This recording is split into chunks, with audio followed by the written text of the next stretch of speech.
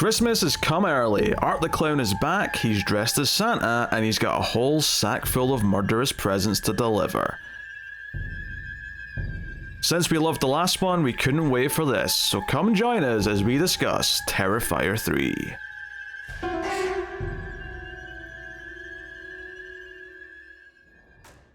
Welcome everyone to Screams After Midnight. I am Peter, and joining me today is Tim.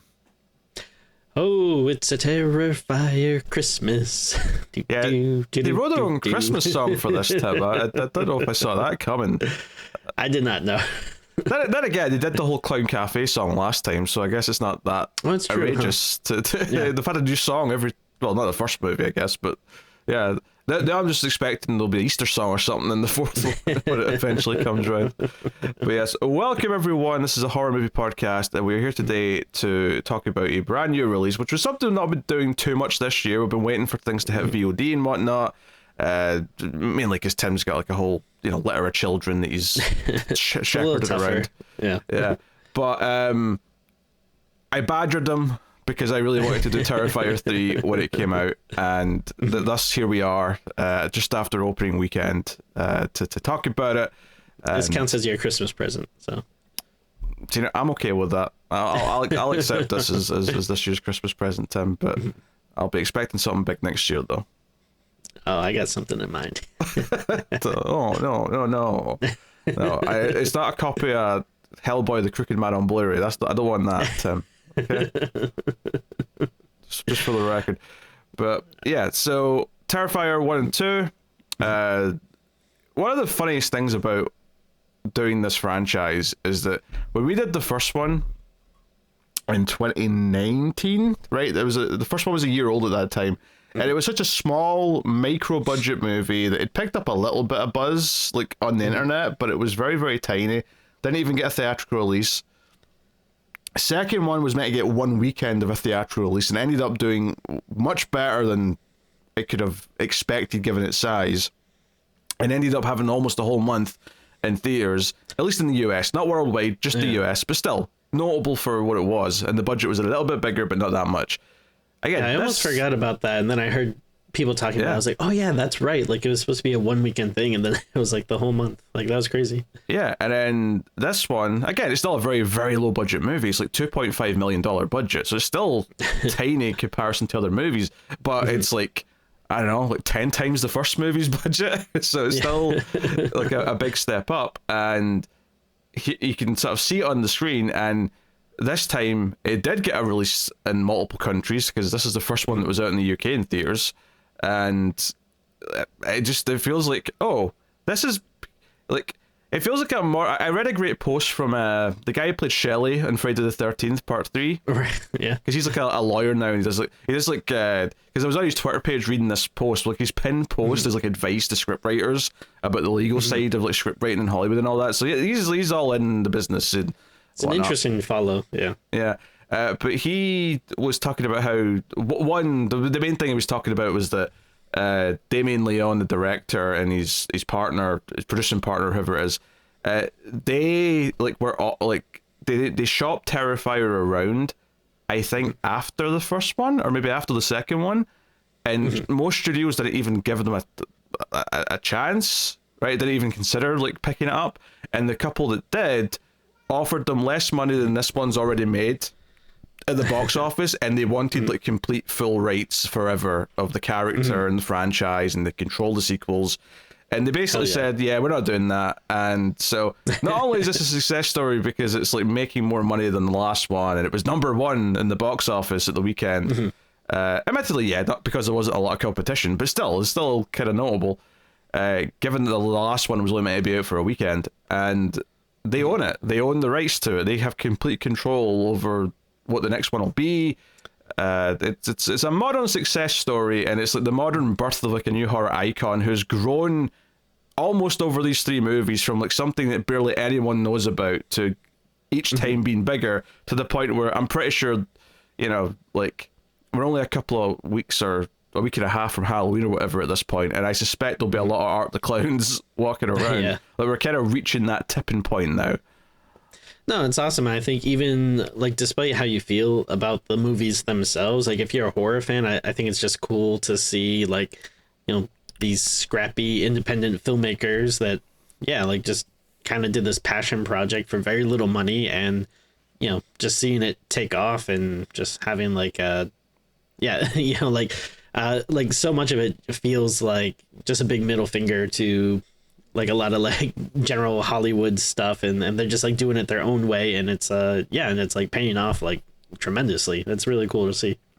Yeah, it's wonderful. So yeah, with all that, to preface this, yes, we were very, very enthusiastic about Terrifier and gushing about Terrifier 2, so naturally, very excited getting to Terrifier 3.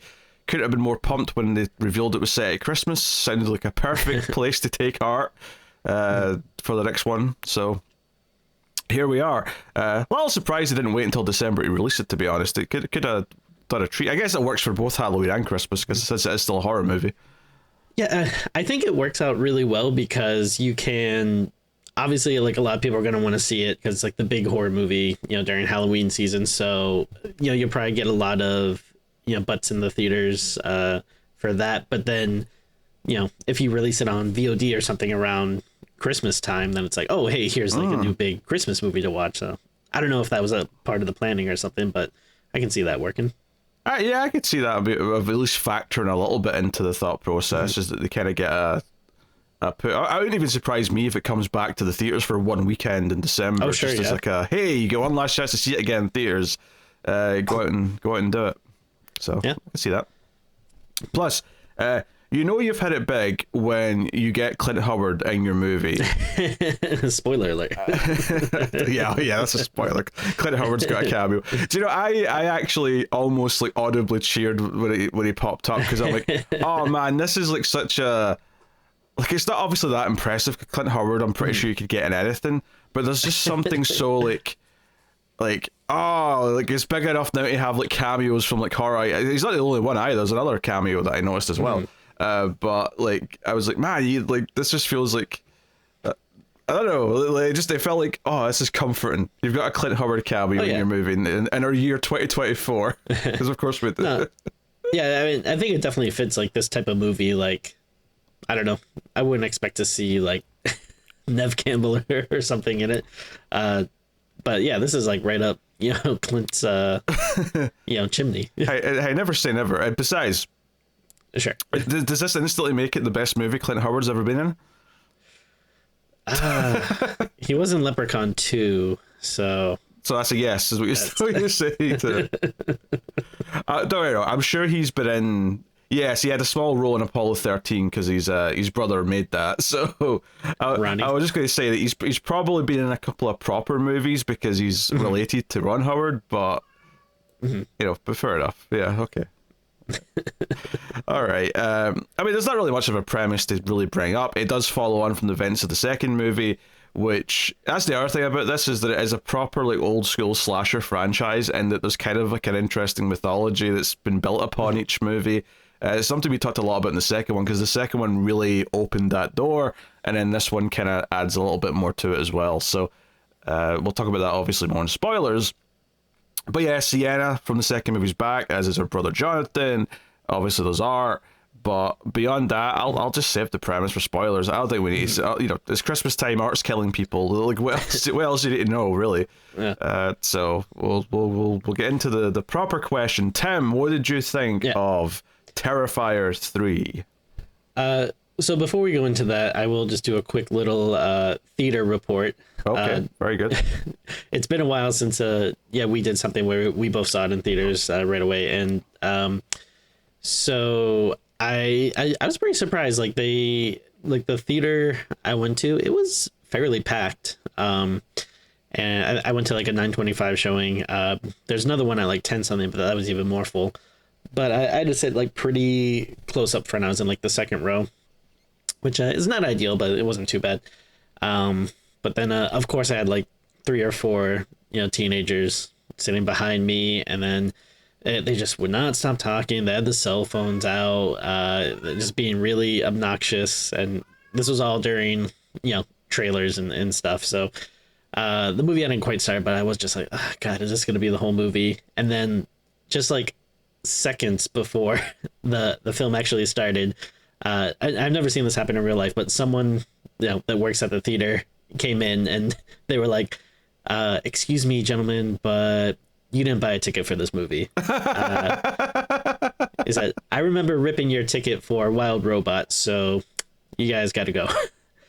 And on the one hand, I was like, that's a thing you do as a kid. Like, you go see the R-rated movie you can't see. But then also I was like, thank God, because they were so annoying. I was so happy.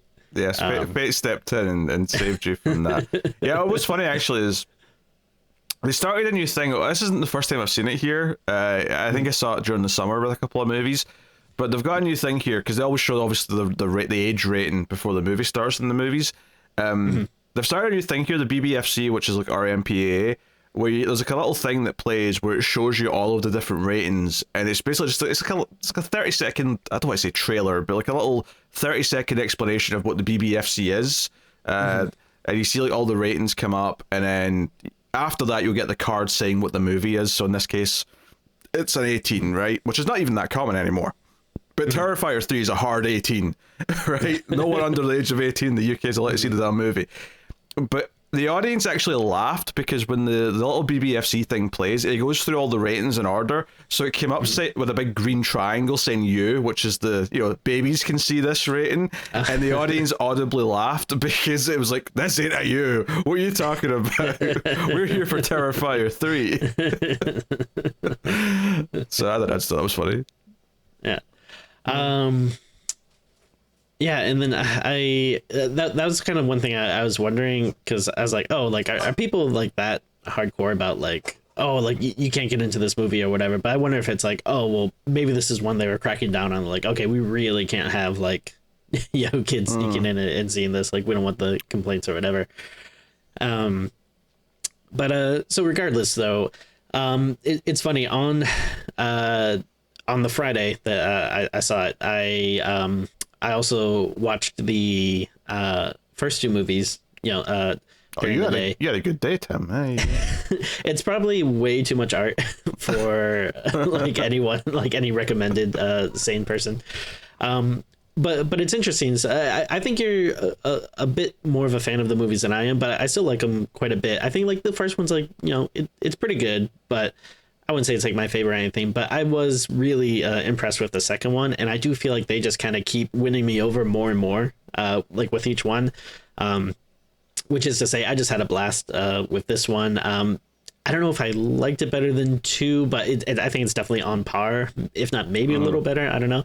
But I think, it continues what you want from the series. Like there's like some really gnarly kills. And then, yeah, like we were talking about with the last one, I love that, they're adding more lore into it, and that we're continuing, the story from the second one and even the first one. And we're getting some payoff and getting some things answered, and then, still having some more questions and stuff. But it all makes it like very fun, stuff to think about. I think I've seen like reports of people saying like they always hype this stuff up like, oh, like people are like passing out and like throwing up in the theater, which obviously I didn't do that, but I gotta admit there was like a few times where I kind of started to turn away from the screen a bit. I was like, all right, I don't know if I want to be seeing this, but I mean that's kind of like part of like why you like see these movies though. Like I love how far they're willing to take it, and I do think this is probably the first time where I was like actually laughing a lot at some of the stuff Art was doing. Like he's been funny in the other movies before, but usually I just be like, all right, I get what he's doing. Like maybe it helped seeing it like with the big crowded theater and other people are laughing and stuff too, but I don't know, I thought he was generally doing some funny things in this.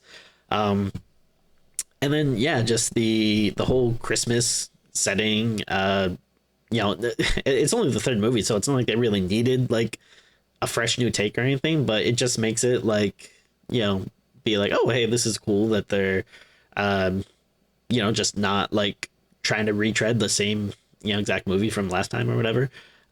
So yeah, big thumbs up for me. I had a really good time with it. Yeah, I loved it. Well, I mean, is this a surprise? it's funny because the movie's 2 hours long, which is still long for a slasher movie, but I think, Damien Leone had heard complaints that the second one was too long. And what's so funny is that he did an interview where he admitted that he'd cut out like 30 minutes of this to get it down to 2 hours. And there's actually a point in the movie where you can feel like, oh, I feel like there was some scenes cut here to get to like the last chunk of the movie. And I'm like, I want a director's cut. Give me the 2.5 hour Terrifier 3, Leone cut or whatever you want to call it.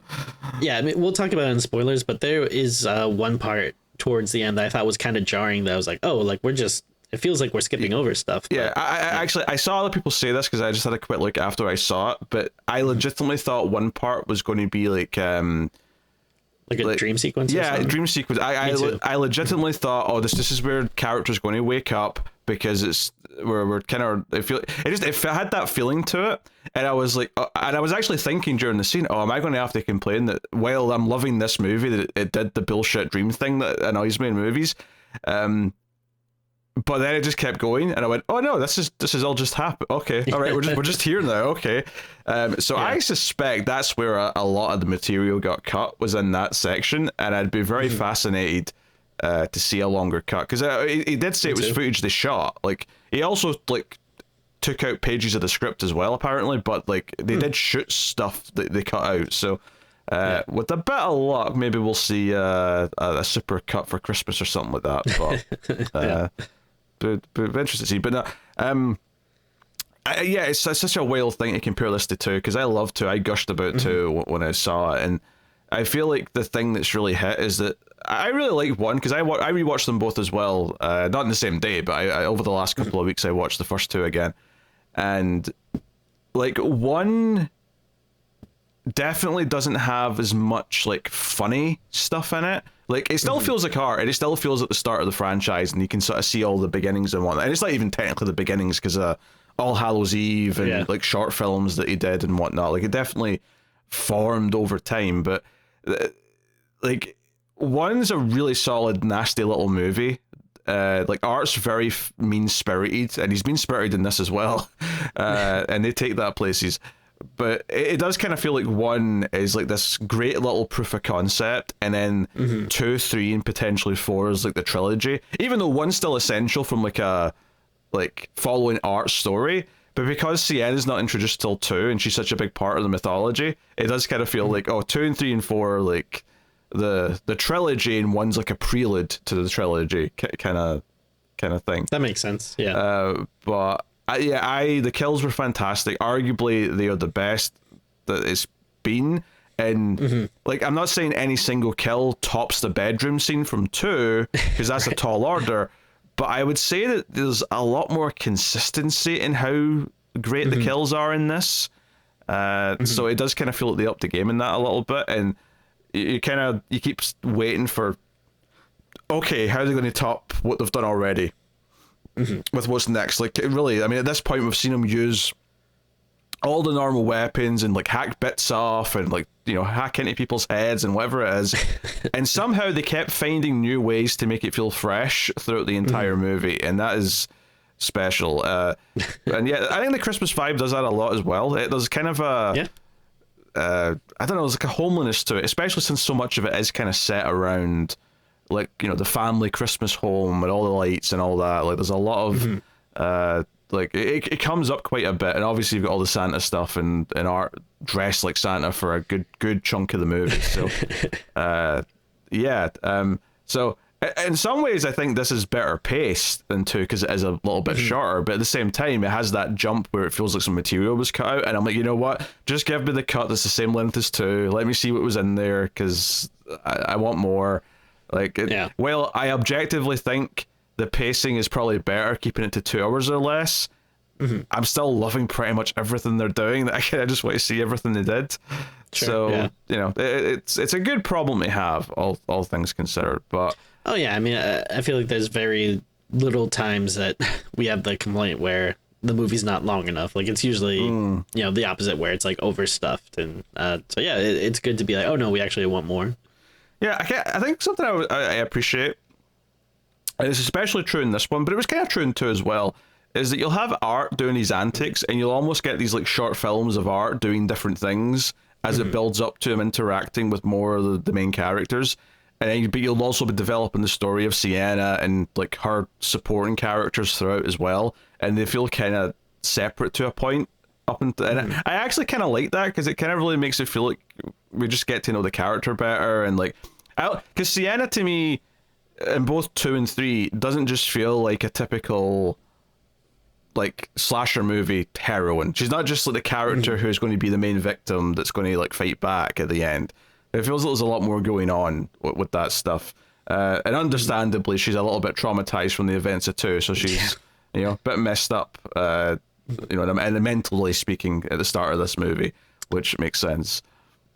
Yeah, I was talking to a friend about it, and they actually said that they had a complaint about that, where they thought that, like, you know, the art stuff could be entertaining, but it felt kind of random because it'd just be like, oh yeah, we have the main story with Sienna going on over here, but then just cut to art with, you know, some random people, which I can understand, but also it's so entertaining that I just really don't care. Like, you know, that I want to see art doing his thing, and, you know, like, it doesn't really matter to me if it's, you know, some random person while we're waiting for them to, you know, cross paths or whatever.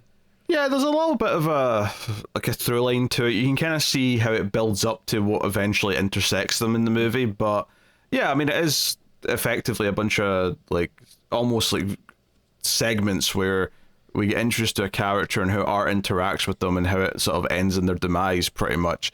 But yeah, I didn't have a real problem with that. I think partly because it does give the other the main characters a chance to develop, you know, separate from them. Especially in the context of this one, where they've already went through like a story with him.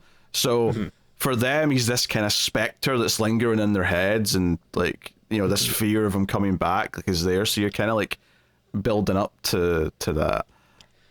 Yeah, it's so funny how these movies develop, because the first one, again, it's entertaining, but it is such a, like, oh, okay, I understand what they're going for. Like, this is like a really just gnarly slasher with this really, you know, kind of silly, but also like very intense killer that's very unpredictable or whatever. And then, yeah, the second one, it's just so surprising how they just like ramp up the lore and introduce this like really likable heroine that you know, I was happy to say, like, I was still like really into her story in this, and like following it, and like, you know, seeing where it goes. And yeah, I mean, you know, so much of what people talk about is art, which, you know, rightfully so, it's, you know, his movie and stuff, but also, you know, I think Sienna is just so much like a part of it now, and she's like so fun to follow, and, you know, it definitely like wouldn't be as engrossing as it is without her.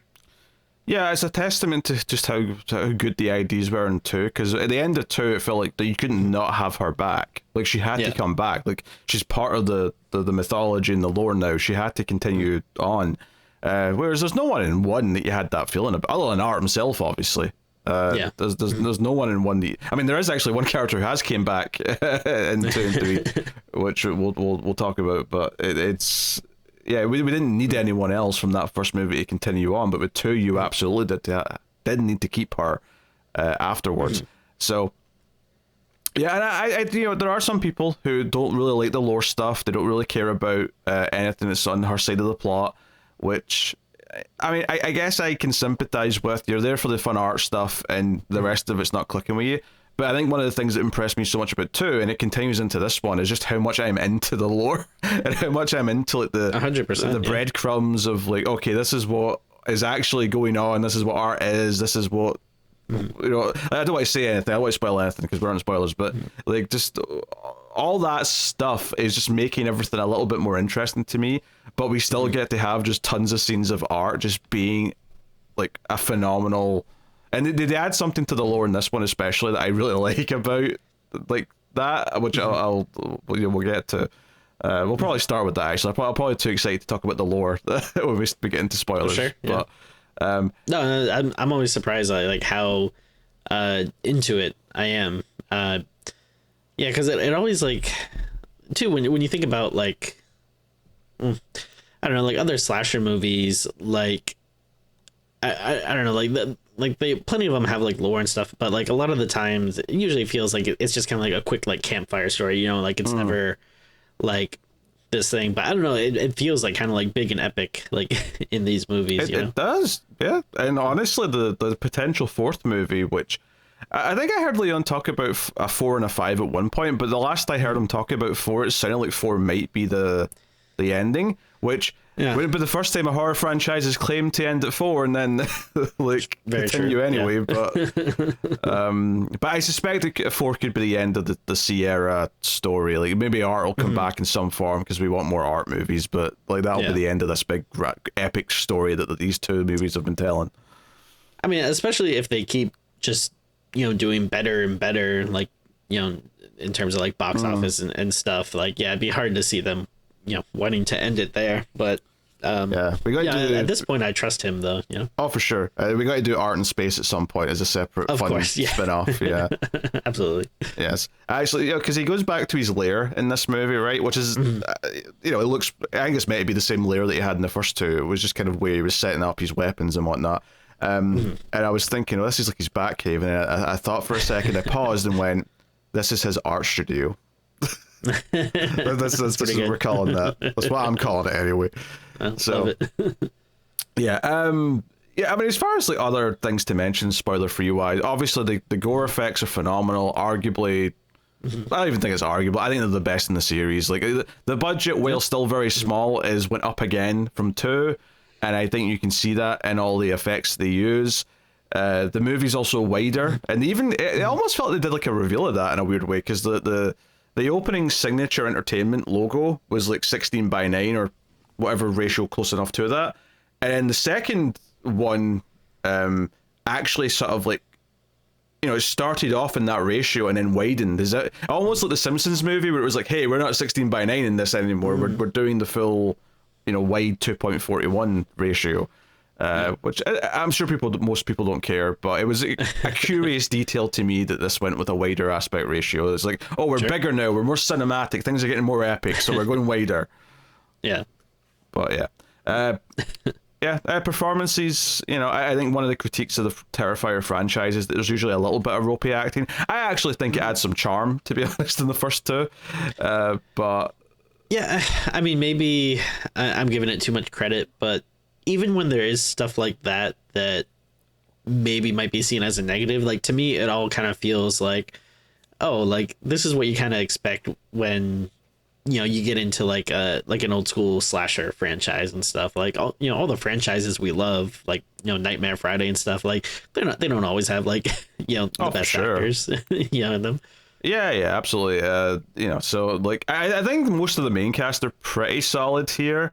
I do still think Jonathan's a little bit in the ropey side, but like I wouldn't change him for the world. He's like, this is what Jonathan is now at this point. That's fine. Yeah, I'm cool with that. Also, I'm looking. This is really far down the list, so don't ask me what character he played, because like I have no idea. I have no idea who Mark was. But I can't believe we have comic book legend Alex Ross in this movie. Oh, I didn't even recognize him. No, he's not. He's just some guy named Alex Ross. It's not him. I was gonna say. Oh, okay. But yeah, that's just worth mentioning. But yeah, so honestly, I think it's spoiler time. I don't know what else we could talk about really. No, I mean it's a good time, and very happy to see that it's doing so well. Especially toppling some other big evil clown movies that are at the theater right now. Yeah. Get effed, Joker 2. Get effed. First one sucked and was vastly overrated for some reason, and then, 2 completely bombed. Hey, how about don't make your sequel a musical? Because clearly it's a bad idea. Spoilers! For Terrifier 3, you have been warned. So, as I said, I wanted to start with the lore. I mean, so interesting some stuff. So we talked a lot in Terrifier 2 about, okay, right, so we had this thing where Sienna's dad drew the outfit, and it kind of became a reality where she had this outfit and the sword that could fight Art, like it was powerful, and it also kind of made her like, I wouldn't say invincible, but she came back to life, right? That was a big thing at the end of 2, is that she technically died and came back.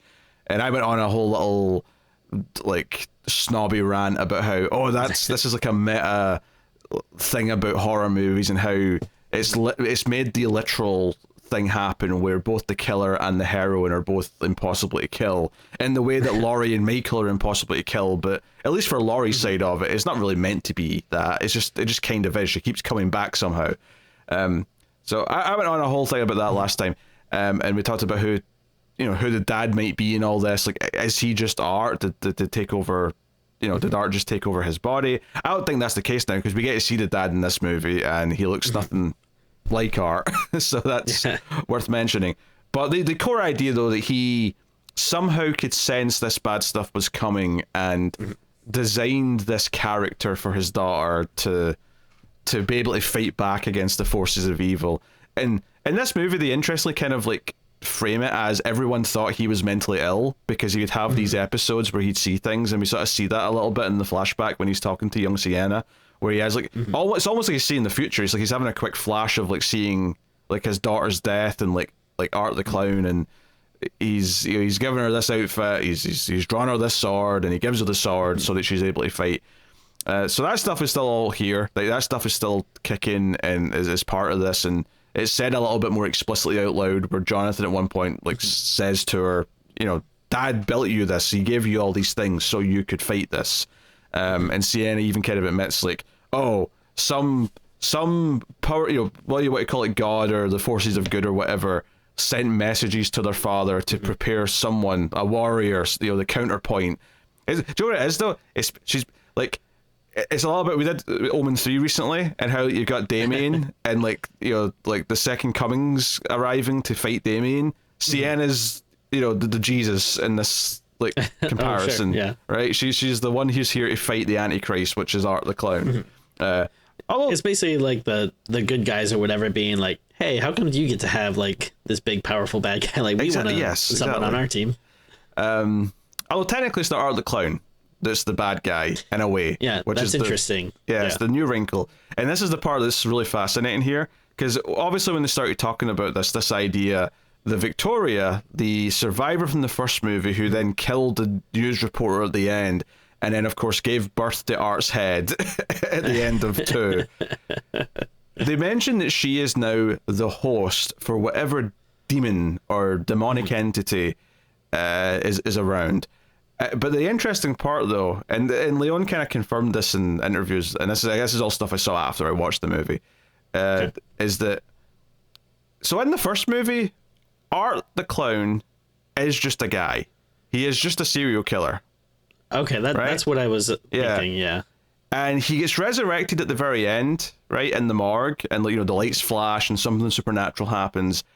Basically, by the sounds of it, based on what they say in this movie and what Damien Leone said, the idea is that this demon can enter into the world because someone like really bad, like in this case like a serial killer, has done something so bad that it kind of gives them an opening to come into the world. So the idea is that Art was so evil and did so many bad things that he opened a gateway, and it's actually this demonic spirit who is introduced in the second movie as the little girl. We didn't really know that at the time, but that's what the little girl in the second movie is. Okay. I didn't pick up on that. Yeah, it's the demon who keeps... It's the demon that's made Art invincible, but Art himself is not a demon. He is who he is, but is now invincible. And I think one of the details that he pointed out that I think is quite interesting, if you watch the start of Terrifier 2, which is set up right after he wakes up in the first one, he's actually a little surprised he's alive. Like, Art didn't expect to come back, Yeah. Like he was killed in a very kind of, all things considered, relatively normal way at the end of the first movie. Whereas obviously now he's kind of this invincible machine that can't be stopped.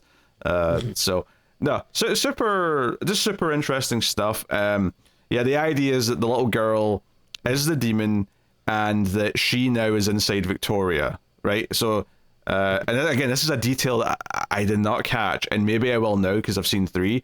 But you know how in this movie, towards the end, Victoria's eyes are glowing when she's trying to transfer into Sienna. Apparently, at the end of 2, when they're in the hospital, apparently there's a moment where her eyes glow like that, as if that's the moment where the little girl goes into Victoria. Okay, interesting. And the other part of this is that this demon seems to be able to go into people once Art's messed them up enough where they have like gotten to a point where they've killed someone. So it's like, oh, Art like had Victoria ultimately kill someone, right, on TV. That was the whole thing in the first movie. And at the end of the second movie seems to be when she actually goes into, you know, so the demon's what's keeping Art alive. I don't know, this is all just super interesting stuff. I'm like, I love the idea that he was just a normal serial killer. And again, I use normal in the sense that he's not supernatural. Obviously, he's a very, to quote or to paraphrase Hans Gruber from Die Hard, he's an exceptional serial killer. But like, he was just a guy doing his thing, and then he became supernatural. Now, how that lines up with him coming out of the TV and stuff and like All Hallows Eve, maybe that's just not canon. Maybe that's just separate now. That's entirely possible. Or arguably that's set after the first movie, if you really want to fit it all in. But yes, Tim, thoughts? Oh no, I love all this stuff. Because when I was rewatching the movies, it still kind of bugged me with watching number one, like the plot that Victoria has and like the beginning and the end. Like I mean, that stuff is kind of cool, but I still was like left wondering, like, okay, why is she killing this person? Like, you know what I mean? Like it still like felt like so weird. And I love that, like, I don't know if they had it planned like all along or whatever, but I love that they bring her back and that there's like, oh no, so there's actually a reason why all that stuff happened to her in the other movies. And it wasn't just like, here's a weird thing we're throwing in for shock value or something. There's actually like a legitimate plot point to it. And I love kind of how everything wrapped up. And in general, I actually really enjoyed Victoria a lot in this movie. I think some of the more like messed up stuff like was coming from her. She actually has probably the hardest scene for me to watch in the movie. Let's just say involves a piece of glass that she may be doing something to herself with. But yeah, all that stuff I thought was super interesting. And again, like, yeah, it's kind of surprising me if there are people. I mean, I guess I can see like if people just want the kills and stuff, they don't care about this stuff. But to me, this is actually kind of what really makes the movie stand out to me. Like, I'm really invested in all this stuff. Yeah, it's this extra layer that makes it special on top of just how good it is at doing the regular, like killer stuff. I think it retroactively makes the first movie better. It's actually kind of wild. And honestly, you said you don't know if they had this planned the whole time. I'm willing to probably bet that they didn't. I think they I mean, maybe there was a vague idea or something, but it genuinely feels to me like they've retroactively made all those things they did in the first movie and carried forward. Like, they've made it all work and fit together in a way that just makes some sense. And I think it even works better now. Like, that whole ending in the first movie where, like, Victoria ends up killing, like, the news anchor or the interviewer or whoever she is. Like, I think that works better now after this one, because I think you see in this movie the idea of, like, how someone who's went through an experience with art might actually go crazy, because a lot of this movie is Sienna like having visions of her dead friends and like seeing things that aren't there, and like everyone around her is worried that she's becoming dangerous because she's unstable. And you apply that retroactively to Victoria in the first movie, because you kind of skip over it, obviously, you just sort of jump ahead and she's like all ready to kill someone.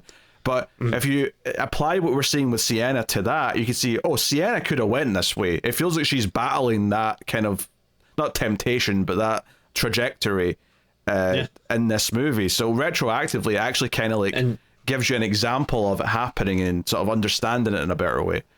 And maybe that's like part of, like if her dad or something had this notion or foresight to kind of give her this like strength to fight, like maybe unfortunately like Victoria didn't have that, but maybe she wasn't the chosen one or whatever.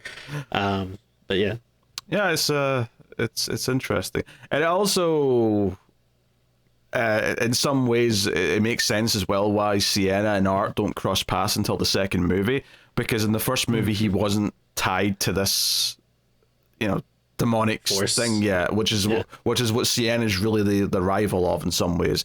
Although true, she definitely wants to go after Art, right? By the end of this one, she's Oh yeah, not in a great mood with him. Oh yeah, the next one is just gonna be like Revenge City. I'm assuming. The next one might be like her traveling through hell looking for Gabby.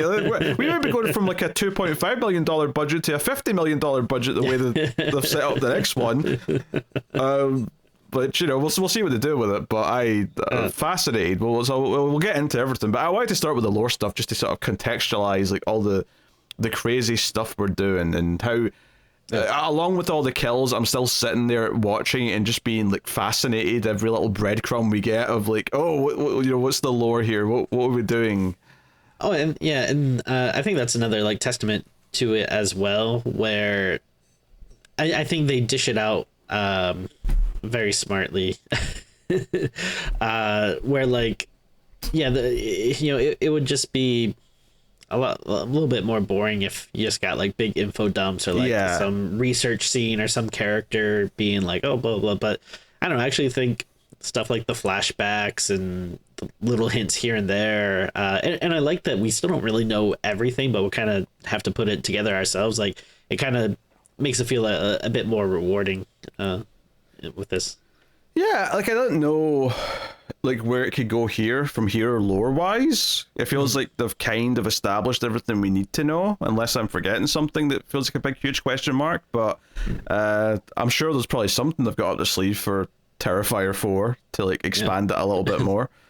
But you never know. Like I mean, there could be something that maybe like something from the other movies I haven't really thought of that could come into play again. Be like, oh, okay, like I mean, that's it. I still stand by my whole... If it's not... As much as I said, oh, she comes from a drawing, like her dad drew her this outfit and character, and that became reality for her, and I compared that to art coming out of a TV and like All Hallows Eve is like, oh, they both came from a form of art or entertainment.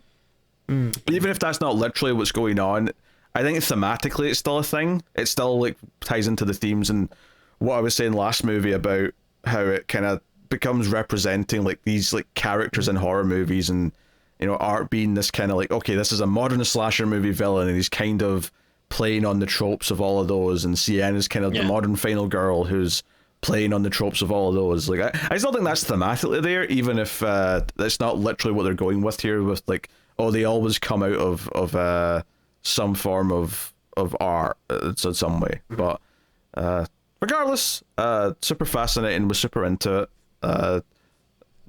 So we can get into it. I mean, the movie opens with effectively a self-contained short movie just to show sort of art doing his thing, but I love this because it really kind of set the vibe of the Christmas element of the movie, because it's like, oh, it's, you know, it's this little girl waking up and snooping around for Santa, and you know, I mean the first thing she says is she hears something on the roof, and I'm like, oh, I bet you do, but it ain't Santa Claus. Not that it really matters, but after the movie I was trying to figure out where this lines up like timeline wise, but I don't know if you had any thoughts about that. It doesn't really matter. Like, it could just be... I think it's fairly straightforward. It's because he still has his red sack in this opening, and he doesn't have that after the explosion, so it's before that. Okay. But after he gets the Santa outfit, so it's just kind of in there. Okay. I would suspect it's right after he gets the Santa outfit, he goes to this house and does his thing. Okay. Yeah, I mean, again, it's just nice little like table setting for the movie, so it's not like you really need to know the exact time, but I was just wondering. I think it's just a case of like they wanted to have a cool like art scene where he kills some people at the start of the movie to get everyone in the mood, but obviously the story isn't going to start there chronologically, because you know, this movie is going to go back to the end of the second movie and sort of show. And even I don't even think they need to do this. I think you could have just cut ahead from the start. Like, I think the mid-credit scene in 2 implies enough that you could just jump ahead and start this one later. But no, they took the effort here to go back and show, okay, here's what happened to Art's body, like right after everything happened. Here's like how he came back. Here's everything Victoria like sort of did after that hospital scene kind of thing. Like, you know, we get all of that, but yeah, the opening scene, this little girl, something on the roof, mum sort of poo-poos it and says, nah, it's just Santa's elf. He's scouting ahead before the big day, blah, blah, blah, blah. I'll leave out milk and cookies for him. And this is one of these things that just makes art so good, is like, there was an audible laugh in the theater where after he's done everything he's doing here, after he kills everyone, it just cuts to him washing his plate after he's had the milk and cookies. And it reminded me a lot in the second one of him at the laundrette doing the like his laundry, right? And just sitting waiting. Like the idea that he mops up after him at that scene and then sort of cleans his plate here. It's just one of those funny little touches that just make him so entertaining as a villain. Like, you can't imagine Michael Myers doing his dishes after he's ate his dog. Yeah, and I don't know if it was just like maybe spending more time with them or something, but something about this movie felt like the level of his, like, I guess, mimery or whatever. I don't know if it was just, you know, him going the extra mile or if there's just more funny things to do, but I found myself laughing like quite a bit, while as the other movies, like, you know, it's not saying like I never laughed at the other ones or whatever, but I don't remember like thinking it was as funny as the times I was having with this. Yeah, I think it's just a case of like they've just nailed the character. Like, he's sort of grown. Yeah. It's not like, because it's not like they started out in Terrifier 1 and wanted to be exactly this and just failed to do it, and it's not until this one they've succeeded. I think it's just a case of they started at one point and they sort of like see what works about the character. It develops a bit in 2. He's definitely funnier than 2 than he is in 1, especially when he's killing people. You know, nothing makes me laugh quite as much as him pulling out the salt to like rubbing the wounds after he's already slashed someone to bits. But yeah, in this one it feels like they just like both the actor and the director just understand this character, and the characters become something as they've been making these movies, and they get what works about them. And I suppose you could compare it in a way, and all this was kind of a negative thing with this one, is in the way that Freddy started off a certain way, but he kind of became a caricature of himself by the time you got to like the 4th movie. I don't think that's what's happening here exactly, because I think this is actually, I think art's getting better wildly, but it's kind of that thing where it's like, okay, we understand what this character is now. He wasn't quite, you know, in the same way that you go back to the first Nightmare on Elm Street and they call him Fred Krueger at one point, and you're like, no one calls him Fred Krueger. That's too formal for Freddy. Yeah. Although I was thinking about this, is that Freddy being the more jokey one, he gets the informal name. But you would never do that you would never be like Mikey Myers or Jace Voorhees. You know, they have to be like, no, they're Michael and Jason. But that's interesting. It's funny in a way. Like, it does feel like maybe he is getting like a bit jokier, but like he never talks, so it's not like the same way with Freddy where you're like, he's making bad puns and stuff now. It's like it works for him because it's like, well, he's essentially a mime, so he's just doing like more mime stuff.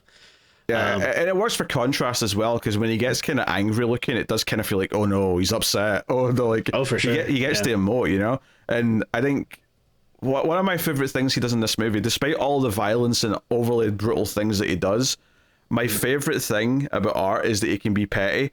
And so for some reason, him slapping Sienna in the back of the head every time he walks past her in the 3rd act was making me laugh so much. It was just so petty in a way that I'm like, you've already got her tied up. You're killing all of her family. You're going to kill her if you get your way. And he's just such a petty little bitch about it, and it's so entertaining.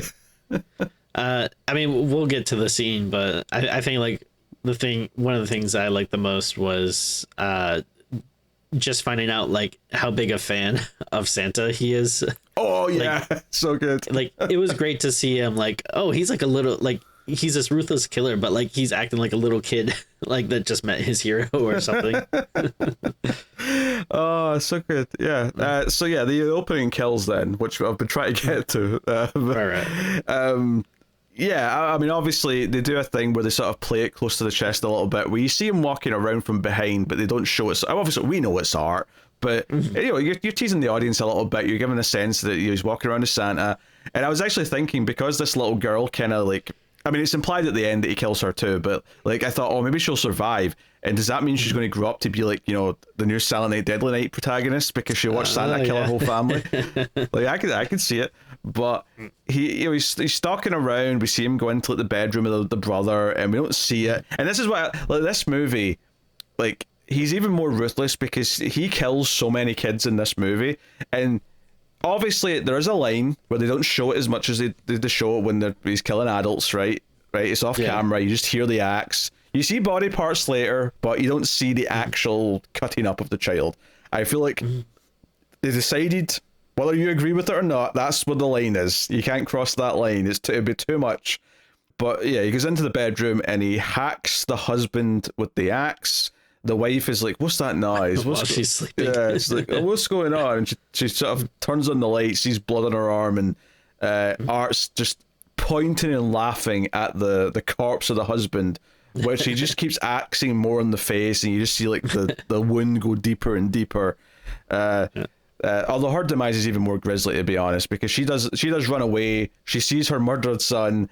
Art ultimately slashes her in the back with the axe and then hacks off her arm. And this is where you're like, okay, this movie's got a budget now, because we're seeing the arm be lopped off. And I love that it's not in one swipe, though. It's like one swipe. Oh no, it's like sort of half dangling off. It takes another swipe to actually get it off. Oh, it's grisly. Yeah, it's really good. And then he axes her in the top of the head, and you sort of see the axe, like the hole that's made with the axe actually goes into her eye a little bit. Like that's like sort of that was yeah. And then I like too that this movie, it feels like it's doing some nods to like other horror movies, but not really like in, you know, a super obnoxious like, you know, hey, look at this kind of way, but like I got a little you know, like Shining vibes when he like, you know, sticks his head kind of through the door. That's right, yeah, because she shuts the door on him and locks it, and he axes through it, and so he does a little "Here's Johnny" almost. Yeah. And I like those like little touches, like, because it never feels like, you know, it's like going over the top and being like, hey, remember this from another movie, but it's just like, oh, hey, that's like a nice little nod.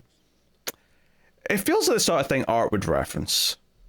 Oh, for sure. Intentionally, like he's actually excited that he gets to do the Johnny moment from absolutely, yeah, from Shining. Not to be confused with Johnny from In a Violent Nature, which is now right, Terrifier's like friendly rival for like modern slasher supremacy. I thought you were gonna say Short Circuit for a second. No, I wasn't going to bring up Johnny Five. No, just wasn't where I was going with that sentence. No, yeah, like I say, he has his milk and cookies. He washes the plate, and then he finds the girl in the hiding in the cupboard, and it just kind of like, you know, he gives her the little twirly wave at her, and it cuts to the title screen, implying that he's also going to kill her. Because, I mean, they could reveal that she's alive still in the next movie, and I'd be like, yeah, you know what? Sometimes Art just leaves someone alive. He doesn't have to kill everyone. There's no rhyme or reason to his operation. Yeah, like sometimes I think it's like maybe he'll do like whatever's funniest, and I don't know, like at that point, like there's no one else there. Is it really like that funny to just kill this girl or whatever? Well, I could see him thinking it's more funny to leave her growing up traumatized from this. Right, yeah. You know, I could see him thinking that. Yeah. That's the beauty of Art. He's got layers, okay? For sure. So yeah, it's like 5 years prior. You're like, okay, right? Mm-hmm. So it's 5 years after Terrifier 2, because we go back to the end of Terrifier 2. Mm-hmm. And we actually see that Art's body, his headless body, kills a cop right at the crime scene at the end of 2. Yeah, that's a funny scene, but although more funny is probably the fact that Art wears this cop's head on the train on his way to the hospital where Victoria is. Like the woman who's like on the train just looking at him like, what's this? So honestly, and this is maybe not surprising, but maybe with the worst acting in the movie, it might be Chris Jericho, who's back again from that ending of 2, where he of course walks in to the aftermath of what happened to the nurse where she's dead. Like Art's head's just eating her neck, like, and he's just going to town. Yeah. So I'm not too familiar with this guy. This is a wrestler person. This is a wrestler person. Yes, that's correct. Was that scene? Was that the mid-credit scene from the second one that he was in? Yeah. Okay, because I think when I rewatched it, I think I just stopped at the credits. I didn't do that, so I was like a little surprised by like this. I was like, oh, okay. But I mean, yeah, I'm not like that surprised because anything can happen in these movies, but I didn't remember it from the last one.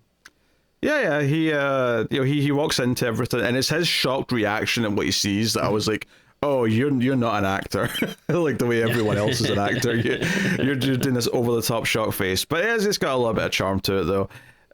So of course Art's body's there as well, and sort of strangles him whilst basically he just gets kind of like his jaw. Victoria rips off the bottom of his jaw, and I think Art's body's like grabbing at his like flesh around his eye and pulling that. So honestly, it's wild, and this kill, which is very good, is like forgettable in this movie because so much of the other ones are so much more just bombastic. It's kind of like how in the second movie everyone remembers the bedroom kill and you forget like how good some of the other ones are, because when I rewatched two, like Sienna's friend, the one that goes to the party with her, like her demise, Brooke, that sounds right, with like the 2x4 or whatever it is actually really good. Like it's a really good kill, but you forget that those ones because everyone just remembers the bedroom scene.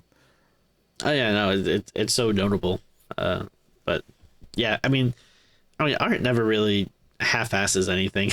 Well, I guess sometimes he'll just like use a gun or something, but for the most part, he usually will put a lot of effort into his kills.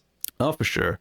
But one of the things we see in this movie is that we actually see him like test out a new weapon on a rat, and he gets super excited about it. He's like, "Oh, it's basically a liquid nitrogen, it looks like a fire extinguisher, but it's firing out liquid nitrogen." And he freezes a rat and then smashes it onto the floor, and then throws it to the other rats as if to say, "Go on, have some food." But he's so gleeful and excited about this new weapon that he's concocted. You're like, okay, we're going to see this in action then. It's just like, again, I've said it before, but it's nice to see someone love what they do. Sure. And that's Art the clown to a T.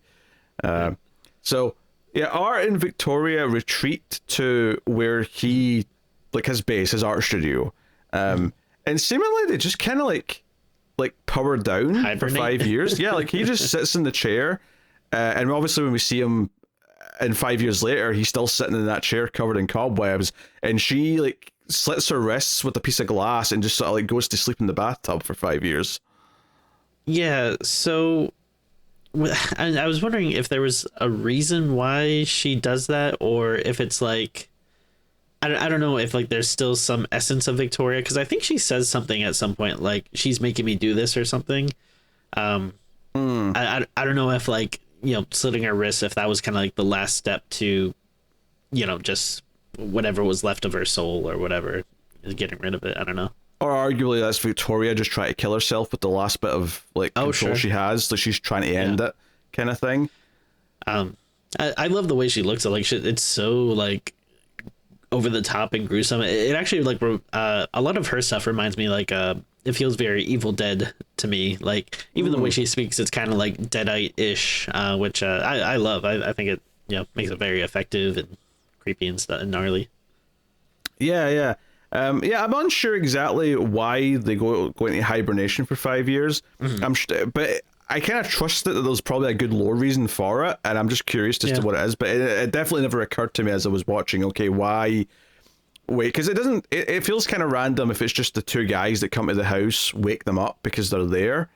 So it's interesting to maybe think about why this is. Maybe it's just as simple as, we have to let Sierra like go like through years of trauma of like trying to like fight this or whatever before we can like try and like fulfill our plan, kind of thing. Because their goal in the movie is basically to take out Sienna, because Sienna's the one person who can stop them. She's like got the sword, she's got the powers, she's the opposite of them, so they want to take care of her ultimately. So but hey, I don't know, it's interesting to think about though. Yeah, they hibernate. We skip 5 years backwards to the forwards. That was a weird sentence. But we're introduced to Sienna, who's getting out of a sort of rehabby kind of like mental hospital, I guess. It's weird. Yeah. It definitely looked more like they dress it up as, this is like a place for getting mentally fit. This is a place for, it's like a retreat as opposed to like a hospital. But her uncle is picking her up, who we're introduced to here. Although it does seem like it's the auntie who was actually siblings with her mum, just based on later conversations. They look kind of similar too. They do, yeah. I was thinking that when we met her aunt when they got back to the house. But yeah, she's been taken back home there for Christmas, and her little cousin Gabby is like, you know, like a lot of little cousins is kind of obsessed with her big cousin and is excited to see her. I did see some people complain they didn't like Gabby. They thought she was too like happy and annoying. I'll be honest, this is exactly the kind of the cheesy character that's a nice counterbalance in a movie like this for me. Sure. I think it worked for me. Particularly this because they had this running gag where she's like she's a nice kid, but she's really nosy and like reads diaries and looks for presents and things like that. I thought that worked into the plot well enough. Yeah, no, it's fine. Like I wouldn't say I'm like overly ecstatic about the character, but it's fine. Well, yeah, I think they need someone innocent for Sienna to care about. And I guess at this point, Jonathan ain't cutting it anymore. So we need this more innocent younger girl to be the one she's fighting for, kind of thing. So that's kind of her purpose here in the movie. But a lot of Sienna stuff, just to stick with that for a little bit. Well, I think we'll talk about all the art stuff kind of together. But she's seeing, you know, there's a great little scene actually where she's having like lunch or dinner with the family, and they're talking about whatever. And I was thinking at this point, wait, are we even going to bring up Jonathan? Are we just forgetting that she's got a brother? Obviously, they do bring him up, and he is featured prominently. They do not forget about him. He's at college. But there's a moment where they're just talking, and you hear a voice say, "Pass the rice," and you don't see who said it, but you're just like, oh, it was the auntie, or maybe even the cousin. But the scene just keeps playing, and then you hear it again, and you're like, wait, who's asking for the rice? And then it reveals that Sienna is seeing Brooke, her dead friend from 2, sitting there all bloody at the table. And this is the part that really introduces that she is seeing things because of this trauma she went through with Art. And we also get the idea as well that she's not even convinced that the fight with Art, where she cut off his head, even happened. She's like terrified that he'll come back. Not because she expects him to resurrect, but because she's actually being convinced by therapy and like medication that all of that wasn't real, that was a fantasy, that was in her head, and she's sort of trying to struggle through that and be normal, quote unquote. I like this stuff. It adds like some interesting character stuff for Sienna, and then I do think at times I'm not complaining about that much, but like some of the family stuff can get like pretty saccharine. So like it's kind of nice to have something like this just, you know, bring back the horror a little bit. So I liked it. I was into it. Yeah, I liked it because, well, I think part of it is just because it just made sense that she would be so messed up from what happened. Absolutely, yeah. You know, her mum got killed, her friends got killed. She had this. She literally died and came back to life, even if she doesn't believe that happened. So she doesn't know how to process any of this. But yeah, like, and it sets up that she's got this journal, which her cousin's not supposed to read, but Gabby ends up reading it anyway. Which they do a little reveal actually where Gabby mentions, oh, Sienna doesn't like cereal anymore. And I love the implication that she doesn't like cereal, because in Terrifier 2, there was that whole bit in the clown cafe where the cereal had the blades and stuff in it. So that's why she doesn't like cereal. Like I did love that this did little references to 2 without over explaining them. Like, you know, at one point they bring up the clown cafe. I love when she's in the mall and like over the music you just sort of hear the melody come in. The da da da da da da da da. I can't even do it, but you know what I'm talking about. I don't think I caught that. That's good. The family stuff I think is pretty solid because their skepticism of her, I think, makes sense, especially when she starts acting a little bit more erratic, when she freaks out because she thinks she saw Art at the mall, which she did. He was wearing a Santa mask, but, you know, he gives her the little wave and she can kind of, like, get the sense that it's him. Actually, see if I have a little nitpick here, is that... I wonder if it's the same thing I'm thinking of. Well, I'm going back towards the start of the movie, actually, here, but... after the whole stuff at the hospital, when Art and Victoria are on the train, a guy in an art costume gets onto the train and he's like, whoa, you two look great. Oh, it's great. Can I get a photo? And they kind of look over at him and he takes a photo of them and whatnot. Little nitpick I had with this is that he had the little air horn thing, as if that was like part of Art's like signature get-up. But that was something that Art only did for the first time in 2, which is meant to have been earlier this same night. So that does feel like a little bit of a cheat, that because we associate Art with the air horn now because of that scene in Terrifier 2. But I don't know, I just thought minor nitpick. So what I was gonna say, and again, ultimately, it doesn't affect the movie that much, but I did find it odd that obviously people know who Art the Clown was. I mean, there's a podcast about him. There's, like you said, people are dressing up like him. But then there are times where, like, sometimes Art is just walking around and, like, people, you would think, like, people would be like, oh, hey, that's that famous, like, serial killer clown or whatever. And sometimes it's like he's walking around and no one knows. And then sometimes it's like, oh, yeah, like, there's podcasts and news stories and stuff about him. So, I don't know, that felt like a little inconsistent to me, but also it ultimately doesn't really matter. It's not like that big a deal. Yeah, it never bothered me. I think, it's been 5 years. Like, it's not like there was ever a photograph of him, I don't think. This kind of thing. Well, I mean, I'm assuming if that guy is dressed up like him, that people... I mean, yeah, there was sketches and stuff in the newspapers and whatnot, but, like, it's not like... I don't know. Like, I think maybe Terrifier 2, because the brother was obsessed with him, maybe overly sold the idea of how famous he is. I don't know if he's that famous in, like, a wide... Like, where everyone would just know who he is instantly by looking at him. Like, I buy that the old guys in the bar have no idea who Art the Clown is when he comes in. Yeah, I mean, it feels like if there was a crazy guy in a clown costume, like, killing people, like, especially with how obsessed people are with true crime, like, it feels like it would be bigger, like, everyone would know about it, especially if it's in, like, your town or whatever. But also, yeah, like you said, I mean, there are people that just, like, don't pay attention to anything. That I guess that could be, fair or whatever. Yeah, I mean, to talk about the art stuff, I mean, we'll get into some of that, because it's full of delightful surprises. Obviously, there's the two guys that come to the house and wake them up, who get killed. So the one guy just gets kind of stabbed or slashed with the glass that Victoria's holding. It's the other one, though, that Art obviously nails his hand to the floor or whatever, but the main thing everyone's going to remember from this kill is that Art slices up his face and, like, over the top of his head, and then just rips his, like, face skin, like Superman opening his shirt. He just rips this guy's face in the halfway point, revealing the skull and, like, whatever, flesh and blood and whatever's in there. I mean, it was hard not to pop a little bit for this. This was glorious.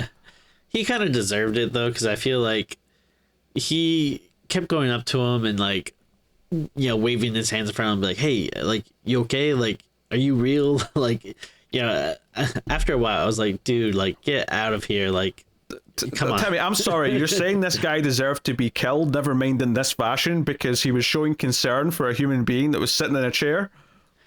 I just think it was kind of stupid that that, like, this is something, there's something not right about this, especially, again, like, you should know that there was a famous, like, serial killer clown, like, in this town or whatever 5 years ago, that if I saw, like, a weird motionless clown in an abandoned, building that I'm already having, like, weird vibes with, I wouldn't stick around. Yeah, I mean, I don't know if I got to he deserves this, but all right, you sick freak. I'm not going to argue with you. And I believe this too is where Victoria starts pleasuring herself with the broken glass. Oh yeah, I was like, oof. Yeah, it's when Art's, like, cutting and then ultimately rips. It's almost like she climaxes when he rips the face in half. And I guess, to be fair, like, they're not showing it, like, she's going up her dress and stuff, but still, just, like, the idea of that is so, like, it really made me wince. Yeah, I mean, once she starts doing it, it's mostly just her head, or you see, like, shots of, like, the blood sprinkling on the floor, because she's basically just stabbing herself over and over with glass. Yeah. Which, I mean, if anything, it's arguably the only moment in the movie where I felt like, oh, you're being a bit try hard with this. Like, this is especially trying to be shocking. But at the same time, I'm like, whatever. Like, it's like, if Reagan can do it with a crucifix, then Victoria here could do it with the piece of glass. Why not? Yeah, we get, like, obviously him prepping his new equipment and whatnot, and I guess the first big set piece outside where he's, like, going around is the bar. It is when he goes to the the bar, and this scene starts with like there's like two drunk like college age girls like sort of sitting in Santa's lap. Oh right. And like being all flirty with them, and like Clint Howard's sitting there going, "I've got a chimney." He's basically just being jealous that this guy who's dressed as Santa is getting so much attention, and it's basically just him and the bartender joke that being dressed as Santa has some perks, but they leave. And actually, one of my favorite little things about this scene, actually, that I'm thinking about it, is that Art's coming in just as these two ladies are leaving, and the way Art like pushes through them and like shoves them to the side because he sees Santa and wants to go over to see Santa, and he's like pointing and all that, but just the way he shoves them to the side, like he's like, "Get out of my way, bitches!" Like, I don't know, I thought that was funny. No, I was laughing a lot this whole scene. Yeah, all the Clint Howard stuff. I forget his exact lines, but they just like kept getting like creepier and creepier, and they're really funny. Yeah, and this scene is just Art being excited to see Santa. And this guy plays along, and he's like, "Oh, buddy, what's your deal? Yeah, come over. I'll buy you a drink. It's whatever." And the bartender's kind of wary. This guy seems a bit suspicious. But Santa says, "I'll buy him a drink," and the bartender's like, "You got ID?" And he's like, he's clearly old enough. He's like, "I'm not getting any trouble with my liquor license. You got ID?" And Art pulls up his sack, looks through it, and then throws him like an ID, and it's clearly someone he's killed, right? And he's like, "Maurice Jackson," which is why I tweeted after I saw the movie that Maurice Jackson's a hell of a movie villain. Oh yeah. I want to keep the joke going that Art's real name is Maurice Jackson just for giggles. But yeah, but then Art spits the drink in Santa's face where they get upset and they want to throw him out. Art's all upset and doesn't understand why they want to reject him. Yeah, I feel like that's probably like the first time he's ever tasted alcohol. Very possible. I mean, we don't know what Art's life was like before he became Art the Clown. Yeah, well, because like when you say he spits it in his face, to me it didn't seem like he's doing it maliciously. It's because he's like, "Oh hey, a drink," and then he takes a sip and he's like, "Ooh, this is yucky." Like that's what it his reaction seemed like. I just think it's wonderful that you just said that something that Art the Clown does doesn't seem malicious. Because a lot of what he does is very malicious. Oh, absolutely. But I mean, maybe he's doing a bit, but I don't know. Like, it felt like he genuinely was excited to see Santa and like was a big fan. Like, maybe he's just really good at acting. Like, but he just seemed like so like overjoyed at him. Yeah, he pulls out the gun though and just shoots the bartender in the neck. Yeah. Shoots Clint Howard in the head. But it's poor Santa who's going to get the brunt of the torture here. Mm-hmm. Because he gets tied to a chair. He does cut away and come back, but when we come back to it, he's tied to the chair, and Art has got his liquid nitrogen at the ready, and he freezes Santa's legs and hands and then starts smashing them with a hammer.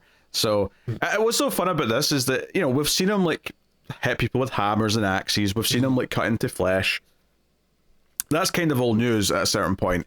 But because he freezes it first, you get this satisfying like crack of the so there's flesh on the inside, but the outside's frozen. So you get this very satisfying and very different and unique kind of like sound and like visual of the way it comes off.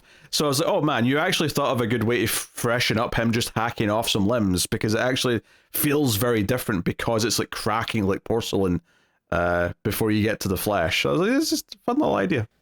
And I really like the guy that played Santa too. I thought he did a good job, and it's just like funny to me. He kept calling Art Clowny, and yes, he was like begging for it. He's like, "Come on, Clowny! Like I got a wife and kids. Like you don't want to do this." And like, yeah, you can be Santa. You can have the costume and stuff. And then, of course, like, and Art's expressively reacting to all this. He's like, "Oh, me!" Like pointing at himself and making faces.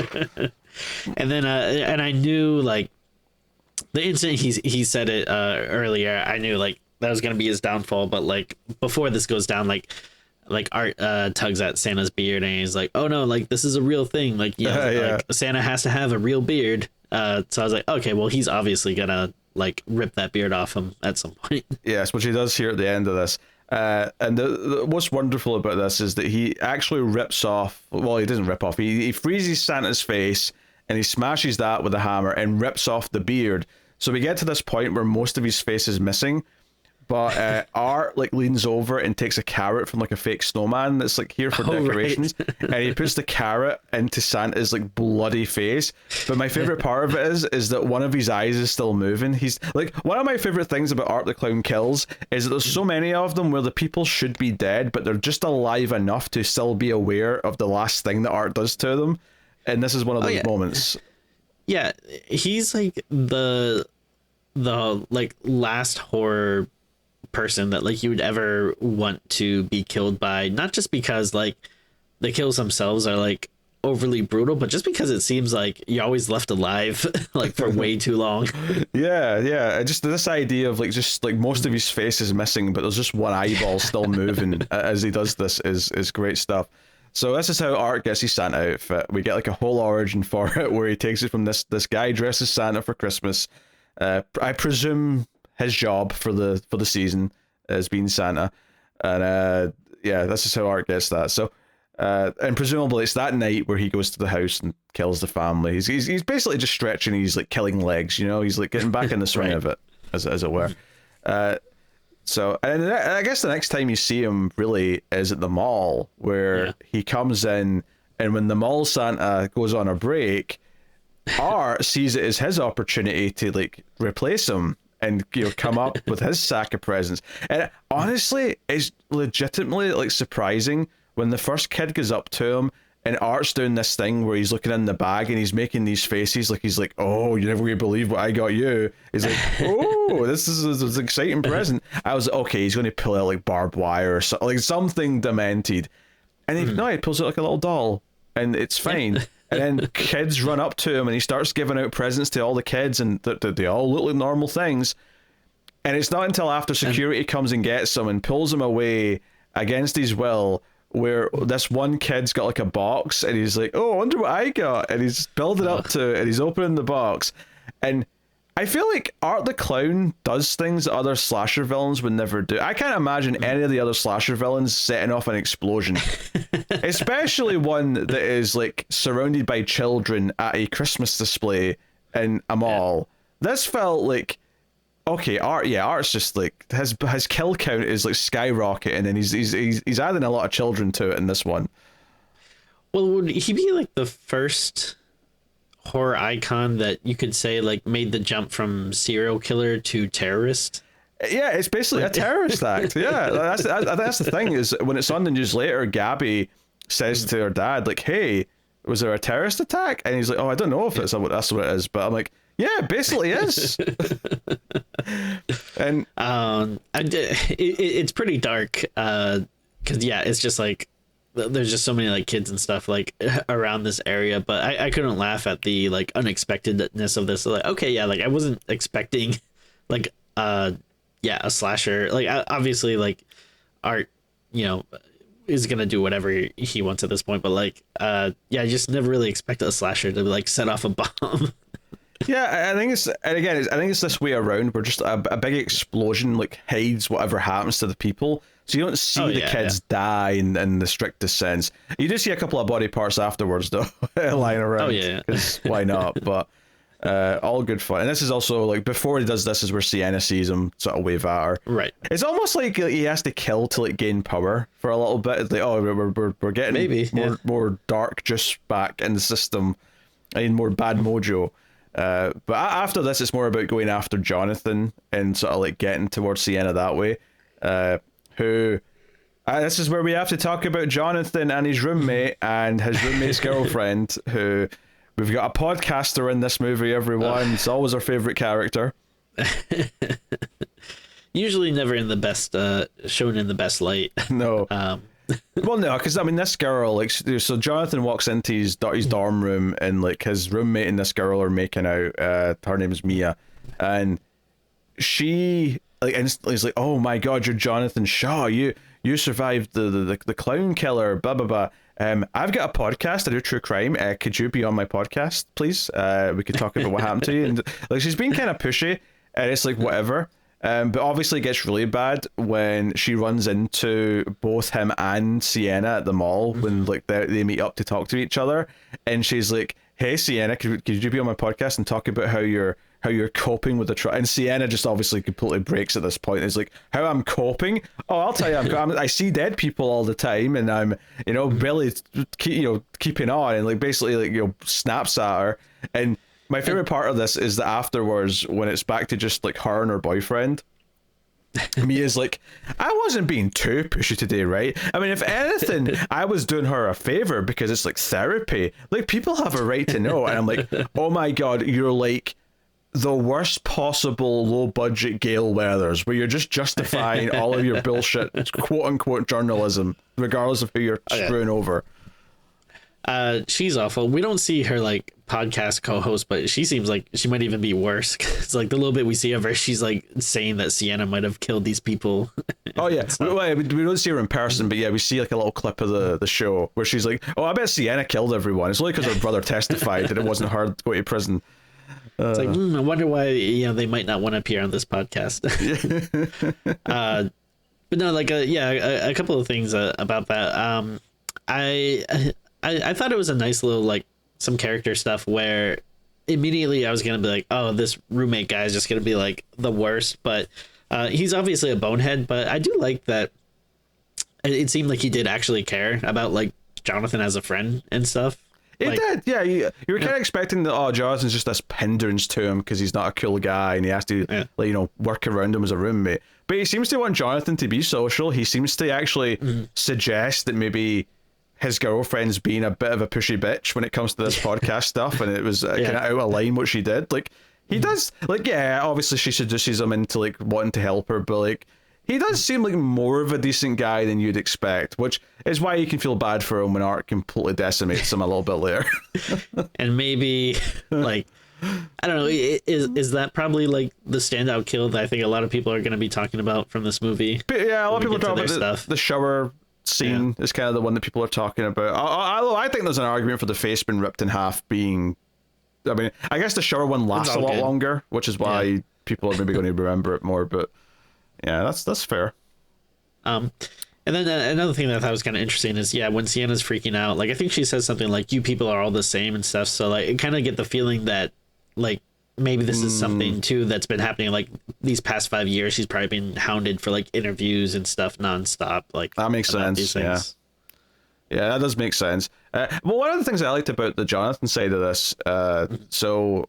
Like, obviously they have their second meeting where they actually go into like a chapel at wherever they are, and like she's like, hey, remember this letter you sent me where you said we have to kill the little girl because she's like the actual demon or whatever, like you did a lot of research. And it sounds like Jonathan, like in the 5 years of like trying to like become normal again, has kind of like rejected what he thought and is trying to kind of push it away.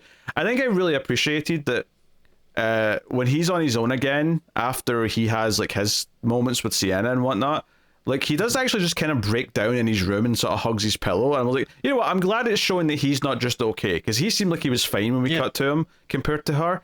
And I like that it's showing just how traumatized both of them are because of what they went through. I was kind of into that. Yeah, I think it shows that he's on like some medication as well. Yeah, they're both on. They're both popping pills to help with the visions and whatnot.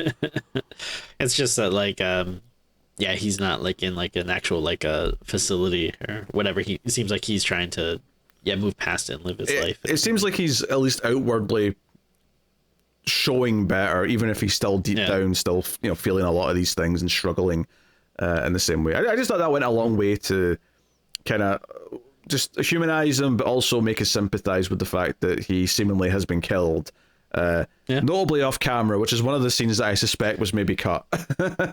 So it really, really strange. Definitely strange. I mean, I suppose it gives him the wiggle room to say that didn't happen next movie, but a lot of the signs point to it being true. Yeah, because it's obvious like he's not like the main character, but it feels like he's gonna be he's a pretty big important part to the story. Like I thought he was gonna show up more toward as it goes along.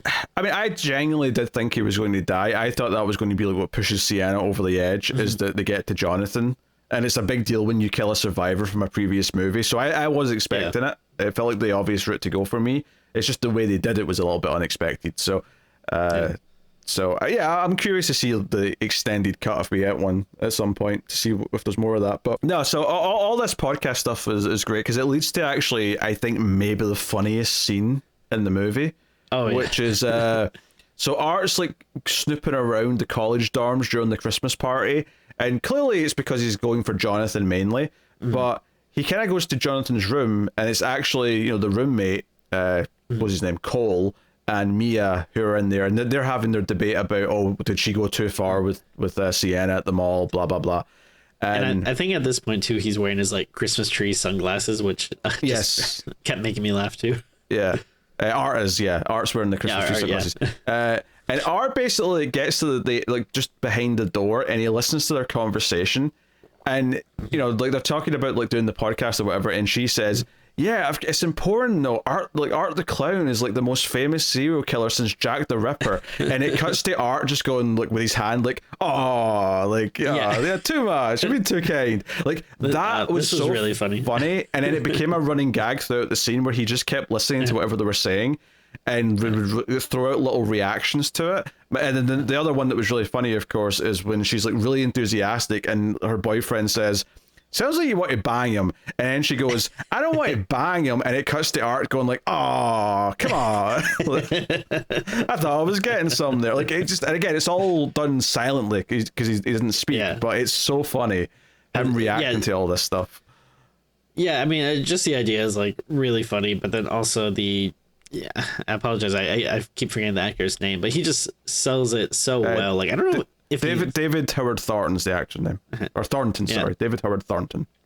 Like I don't know if he's taken like any actual miming classes or something, but he does like such a good job. Like his, because I don't think it's like easy to, make someone laugh with just like your movement and stuff. But he really sells it. Like the going through all the emotions of being like flattered and then being shocked and then being like like, oh shucks, like he really delivers like on everything.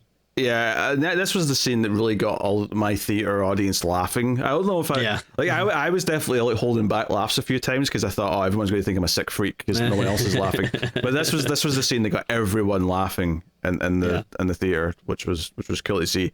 But their ultimate demise though is that because they start getting all touchy-feely at the end of the scene, next time we see them, they're in the shower, and it is like it's not a private shower, it's like a college dorm shower where there's like multiple showers, but there's no one else there, so they're having sex in the shower, and Art, like, he puts down his sack, he pulls out a chainsaw, and you're like, oh yeah, chainsaw. But doesn't seem much chainsaw stuff with him. Oh, you go, Tim? Oh no, you're forgetting just a quick part, but as they're in the shower, before Art starts with that, he's actually just going to the bathroom, just after urinal, which again is pretty funny. Hey, you got to go. That includes serial killers. That's fine. So he pulls out a chainsaw, and like one of the things that Mia said when she was arguing why she wanted to do the podcast, she was like talking about how fascinating Art is. She's like, right. I have to ask Sienna, like, what was it like to look into this killer's eyes? Like, is there a soul in there? Do you see like evil? Do you see whatever? Like, I kind of contextualize this entire kill scene as like, oh, she's going to get to see what it's like to be around Art. She's going to get that experience full on. So she Art like revs the chainsaw, and she starts to kind of notice it, and like, Art just sort of busts through the glass door of the shower with a chainsaw, and immediately like gets like, I think, him in the shoulder or the hand. Like I think he kind of like raises his arms like almost like to protect her. I kind of got the feeling. He was being kind of heroic, to be fair. Yeah, doesn't do much. Yeah, I think he gets like not severed, but I think he gets like a dent with the chainsaw at first, and then he holds up his hand to try and protect her. Gets a hand cut off. Well, actually, it's not even the full hand. I actually really like this. Is that it's like it's sort of diagonally, so it's like 3 fingers kind of thing. But he ends up on the ground, crawling, and she gets like chainsawed a bit as well, and whatever. But obviously, the big standout moments from this is that first of all, she gets chainsawed, and forgive my phrasing here, across the tits, right? So he just sort of goes horizontally across, like through both nipples. It's a really quick shot, but he gets the point across.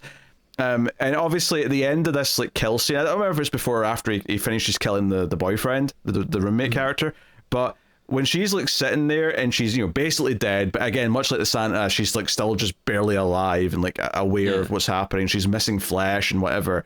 Art comes in, takes off the Christmas sunglasses that he's wearing, and just does like a big pose where he shows her his eyes, as if to say, "Hey, you get a look.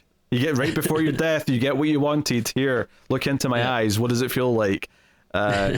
So, I'm not saying she deserved this, but it felt like it felt like you know, she kind of like this was kind of a comeuppance for like what she wanted before. She got it in the most brutal way. She's learned a very valuable lesson right before dying. Yeah. So I don't know. I enjoyed this. She's definitely, out of all the normal characters, she's the one who's the most unlikable because of how she, you know, goes after Sienna and whatnot, you know. So yeah, that was really good. And then not to be, you know, like, you know, obviously she gets the chainsaw through the boobs. You're like, oh, this is Art being a bit sexist here, getting a bit too sexual with the ladies. Oh, not to worry, because Cole, the roommate, is going to get chainsawed up the ass crack.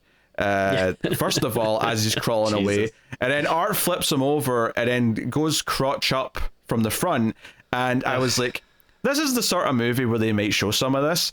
And admittedly, by the time they show it, it's such a bloody mess that you can't really make out the genitals anyway. But you do see what I think is like one testicle kind of like dangling on the one side. I'm like, oh, this is nasty shit. But yeah. So I mean, there's plenty of places you don't want a chainsaw to. There's a lot of places you don't want a chainsaw. But yeah, I mean, this is definitely like worst case scenario. Oh yeah, for sure. But yeah, this is like a big set piece kill sequence of the movie. So meanwhile, Sienna's like freaking out a little bit more, and it's making the auntie and uncle a little bit scared, because the uncle was already a little bit like, oh, like is she safe around her daughter because she's acting up a little bit, and you know, so that's kind of bubbling over at this point. Real quick though, before we leave, don't want to not mention what Art does at the end of the bathroom scene. Where of course, yes, all the blood is just like spilling all over the floor, and he just lays down and starts making like snow angels in the blood. It's very funny. And they do a little thing here where it fades away like to a shot where he's not there, so you just see the angel like in the blood on the floor. Is that when the song starts? Was it this scene? What, the Terrifier Christmas song? Yeah. Or was that before? I forget. Maybe when he was killing them. Yeah. But like whenever that like song does play for the first time, that got another big laugh in the theater. Like once you start listening to the lyrics and you're like, oh, they made like a full on Christmas song for him. It's a Terrifier Christmas. So one of the plot beats actually that we kind of skipped over is when Sienna was talking to Jonathan, she was like, hey, we have to go back to the Terrifier, that being the ride from the park at the end of 2. And she's like, oh, because the sword's still buried there. I need to get that sword back, otherwise we'll be defenseless if he shows up again. And she actually, like, clearly, like, I was surprised it happened off camera. I when she said that, I thought, oh, the end of the movie is going to be them racing back there to get the sword. But she seems to go and get it, like, off camera, and she puts it into, like, a Christmas present box. Like, and she puts it under the tree. It's, like, safekeeping. So that's set up earlier on as well. But basically, like, Sienna does have a couple of like flashbacks to like her dad, which we kind of talked about already, but we actually see him, you know, present her with the drawing, and have kind of a loving relationship with her. And we see him have like a little episode, and that little episode he has is very reminiscent to the episodes that Sienna has when she's like seeing a dead body. So you can sort of see the resemblance between their experiences a little bit. So also worth mentioning. But at this point, she is terrified that like Jonathan's in trouble because of she sees in the news about the mall thing, and she's determined to get Jonathan to safety. So they call Jonathan, and like they arrange for the uncle to go and pick him up. It's also around here where Jonathan like texts someone, and this actually felt like an interesting little thing that they never followed up on. I'm curious because I didn't get a chance to read all of it, but he's like texting someone about the fact that he spoke to Sienna, which makes it feel like it's an important conversation, or whoever it is someone important in his life. So very curious if that's something that's followed up on in a future movie or maybe an extended cut, like, and see what that was about. Because they could have just taken that out. So I'd love to go back. Like, when I get to watch it at home, it'll be nice to be able to pause it and just sort of read the whole thing. Yeah. But it was a curious little bit. But when the uncle gets to the dorms to pick him up, he phones Jonathan, and there's kind of a hint that something's not right because Jonathan's voice on the phone kind of distorts at the end, as if, oh, something's going on here. And they've kind of established that Victoria can mimic voices like the Terminator. She can just do someone's voices.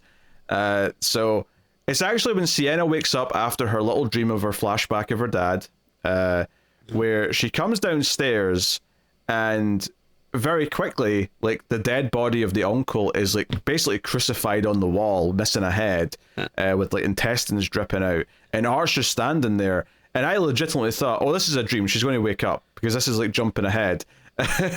Yeah, like I thought that maybe she was having some type of like prophetic vision or something. Like, it was a dream, but then like she was gonna wake up and be like, oh, they're coming. Like, I have to get ready. So yeah, very surprising once you realize, like, oh no, this is just happening.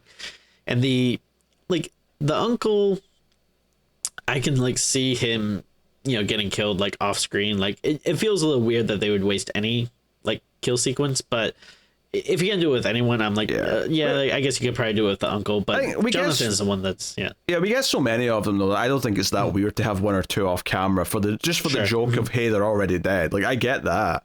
Yeah, especially because, like, well, we're still seeing what he's doing with the body, which is pretty, like, gnarly and stuff. Yeah. Yeah. Because, like, obviously they knock her out and she wakes up, like, tied to a chair. The auntie's also tied to a chair across from her. And there's like a sort of wrapped present in newspaper in the middle, and I thought, oh, I bet that's Jonathan's head. So to be fair, I did kind of predict it, to be honest, as soon as I saw the package that looked vaguely head-shaped. But, so, because they pretend that it's actually Gabby's head, and like the auntie doesn't believe it. Victoria does talk quite a bit here, as Art's going around just doing whatever. And this is actually the scene where Art keeps, like, every time he walks past Sienna, he just slaps her in the back of the head for no reason. And it was cracking me up. It was just like, there's always that playful sense of humor just always mixed in there. But yeah, they say Gabby's already dead. And then they kill the auntie by shoving this tube down her mouth and then putting rats down the tube, so the rats are going into her throat, and then they slit her throat, and then the rats come popping out of her throat, covered in blood. So I mean, it's pretty brutal. Sorry, it's pretty brutal, but like, not like as maybe intense or as gory as some of the other ones, but man, it really did a number on me though, because I just have like a fear and hatred of rats. Like, I really, really dislike rats. Really? Okay. So the idea of them like crawling like inside of you just like really did not sit well with me. Yeah, it's pretty nasty. I actually, when they revealed the head, I actually thought maybe, okay, I don't believe it's Gabby. I think Gabby's still here because that's going to be who Sienna's going to be able to save potentially. But the uncle was also like decapitated too, so I wasn't sure, like, oh, is it maybe the uncle? I don't. No, because I think they already showed his head on top of the tree at this point. Oh, okay. Oh, yeah, you're right. Yeah, they decorated the tree, because that's the other thing Art's doing, is he's like getting his intestines and like putting that around the tree like it's tinsel. Yeah. But like I was thinking, oh, maybe they went and dug up Sienna's dad's head or something, and like because when we see the head, we don't see any physical features. It's like, they've ripped the skin off of it, so it's just like a bloody skull effectively. But yeah, it's not until Victoria puts the glasses on it where it becomes clear that it's meant to be Jonathan, and Sienna of course reacts. And this is the thing, the whole point of all of this is to not only take Sienna out of the equation because she's the one that can defeat them, is that this demon that is inhabiting Victoria, and even says, I'm going to take over you like I took over this bitch. She wants to take over Sienna because presumably taking over Sienna would be the most powerful person she could inhabit, because Sienna's got this like, superpower because she's, the chosen one to like fight her. So it's like, okay, this is super interesting. And there's a whole bit where she kind of leans in and tries to take over, but Sienna is able to kind of resist it and like sort of push away, and they're like, okay, you know what, we've not messed you up quite enough, bring out Gabby. right? I don't remember if that's the order. Maybe Gabby's already been brought out at this point, but no, I think that's how they do it. yeah. But it's like, oh, okay, we're going to have to kill Gabby then, and that'll be like the thing that pushes you over the edge and breaks you, so that I can take your body and we're done. And you know, it does feel super dark, and like she's in like a really rough place where she's like alone with Art and this Victoria, who we know how brutal they are at killing people.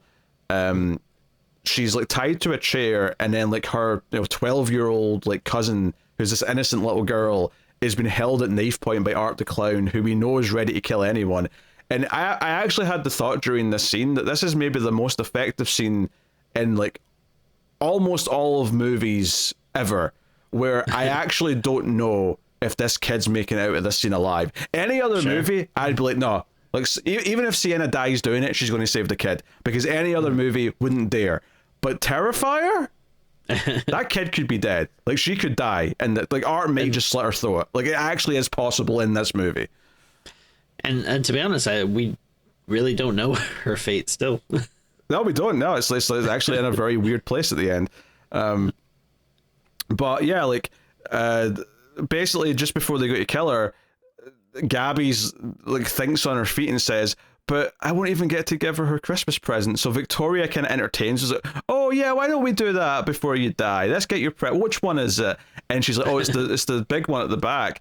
So clearly Gabby, which they set up, like, has went snooping and has looked at what the present is and has read her journal, so she knows what the sword's supposed to be. So it's all this like really good bit of tension of like, oh, if Sienna opens that box, she's going to be holding the sword, and then the game changes. Then look, she's got a fighting chance. So we get this slow, prolonged build up of like her like being given the box, but then Art like hammers her hands, so her hands are all mangled before she even gets a chance to open the box.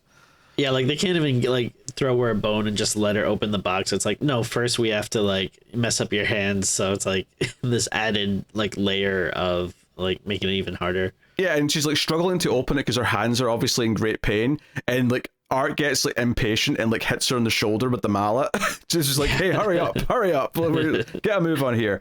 And then they do a whole thing where she opens the box up a little bit, and Gabby's like, do you like it? And she's like, it's perfect. And then, or whatever, I can't remember the exact line is, but it's the best present ever. And she, just immediately slashes Art's like throat with it, and then goes to fight Victoria. I mean, Victoria gets taken out fairly quickly, all things considered. But can I just say how much I enjoyed like the actual duel that then happens, where it's Sienna with this magic sword versus Art with the chainsaw, and like it really does feel like she's blocking the chainsaw in like a duel sort of sense, where she's like really holding her own against Art with these chains. I don't know, I thought it actually felt, even though we're just in a house and it's Christmas time, it did feel kind of epic that she like, obviously she had the sword at the end of the second movie, she had the outfit, and she kind of won the fight, right? That was even referenced earlier on where Gabby's like, hey, how did you get those scars? And which, by the way, when she said that, all I could hear was, you want to know how I got these scars? I was like, it just felt like a Joker line. But she said, oh yeah, I won the fight though. That's felt like a level up to it, where it really felt like, oh no, we've set up Sienna as his opposite, as the force for good, and we're actually having a proper duel here, where Art now is pissed because like Victoria's been defeated more. I mean, she's not quite gone yet, because obviously she's not done the, she's sort of like melted in the chair, which ultimately makes the portal in the floor, which I assume leads to hell. That's the only thing I can assume, is that the portal that Victoria's body leaves in the floor is a portal to hell, which then Gabby falls into, and like, like we end in this place where Gabby might still be alive, but is in hell with like whatever the demon is that possessed Victoria. And it also feels like Victoria does this to Gabby intentionally, so that Art's get a chance to escape, because Sienna is winning the fight. Like, obviously there's some close calls, there's some moments where Art's like chainsawing through the table and is getting to her. Like, it's a pretty fun little fight, but ultimately Sienna is winning. Like, she's got Art up against the wall and she's going to succeed. She stabbed him a couple of times with a sword, and very uncharacteristically for Art, when Sienna's busy trying to save Gabby and like trying to like pull her up with the sword, like Sienna's holding the blade of the sword so Gabby can grab the handle. So it's notable that not only does Gabby go into hell, but so does the sword. So Sienna does not have her sword for the next movie. Maybe if she eventually gets to Gabby will have it, and that'll be how it comes back into it. But like Art leaves, like Art doesn't like try and kill Sienna again. He's vanished like Michael Myers because this was a failure. We lost. It's over. Yeah. So he's on a bus at the end of the movie, right, with his air horn terrorizing like a book reader who notably I think was reading the Ninth Circle, which might be a hint that we're doing like Art the Clown, Dante's Inferno stuff next movie. Very interesting. There's a lot of cool stuff. Like, it's a very effective fight scene. I mean, really, just because like it feels like there's so much stake. I don't know. It feels weird to say stake, but there's like so much at stake. Going on, and like you said, it's cool to see. Sienna actually like holding her own, even though like she has the sword, but like her hands are still like mangled. Like they must be in like so much pain. And then once you see like Victoria starting to melt, like this is like kind of starting to get this like ominous feeling, like I feel like something bad is gonna happen. And then it does, but it leaves everything in such an interesting place. Like you're saying, like I have so much like speculation and like hype for the fourth one now that I'm like, I can't wait to see what they're gonna do. Like, they're gonna go to hell. At the very least, I expect Sienna is going to be hunting Art. It feels like that's where we're going to at least start the next movie. I think she's going to be going after him, which is a very different scenario. Because I think one of the things that's so satisfying about her finally getting the sword and being able to fight back is that all movie she's doubting herself. She feels kind of caged. She's even convinced herself that some of what happened didn't really happen. That badass moment where she got to win with the sword, like she's kind of convinced that wasn't real. That she didn't decapitate him. He didn't just walk away, or whatever. And the idea that she spends so much of the movie feeling fragile. And like she's the one who's like dangerous to the family, for her to actually have this moment of empowerment where she gets to be the one fighting for everyone is a big deal. And it does feel super dark. It feels really, because at this point like our entire family's dead except her cousin. Like this girl Gabby is the only one left to save, and you do get the feeling that if she does lose her, then there'll be nothing to stop her from being taken over by Victoria, because what at that point what does Sienna have to like hold on for?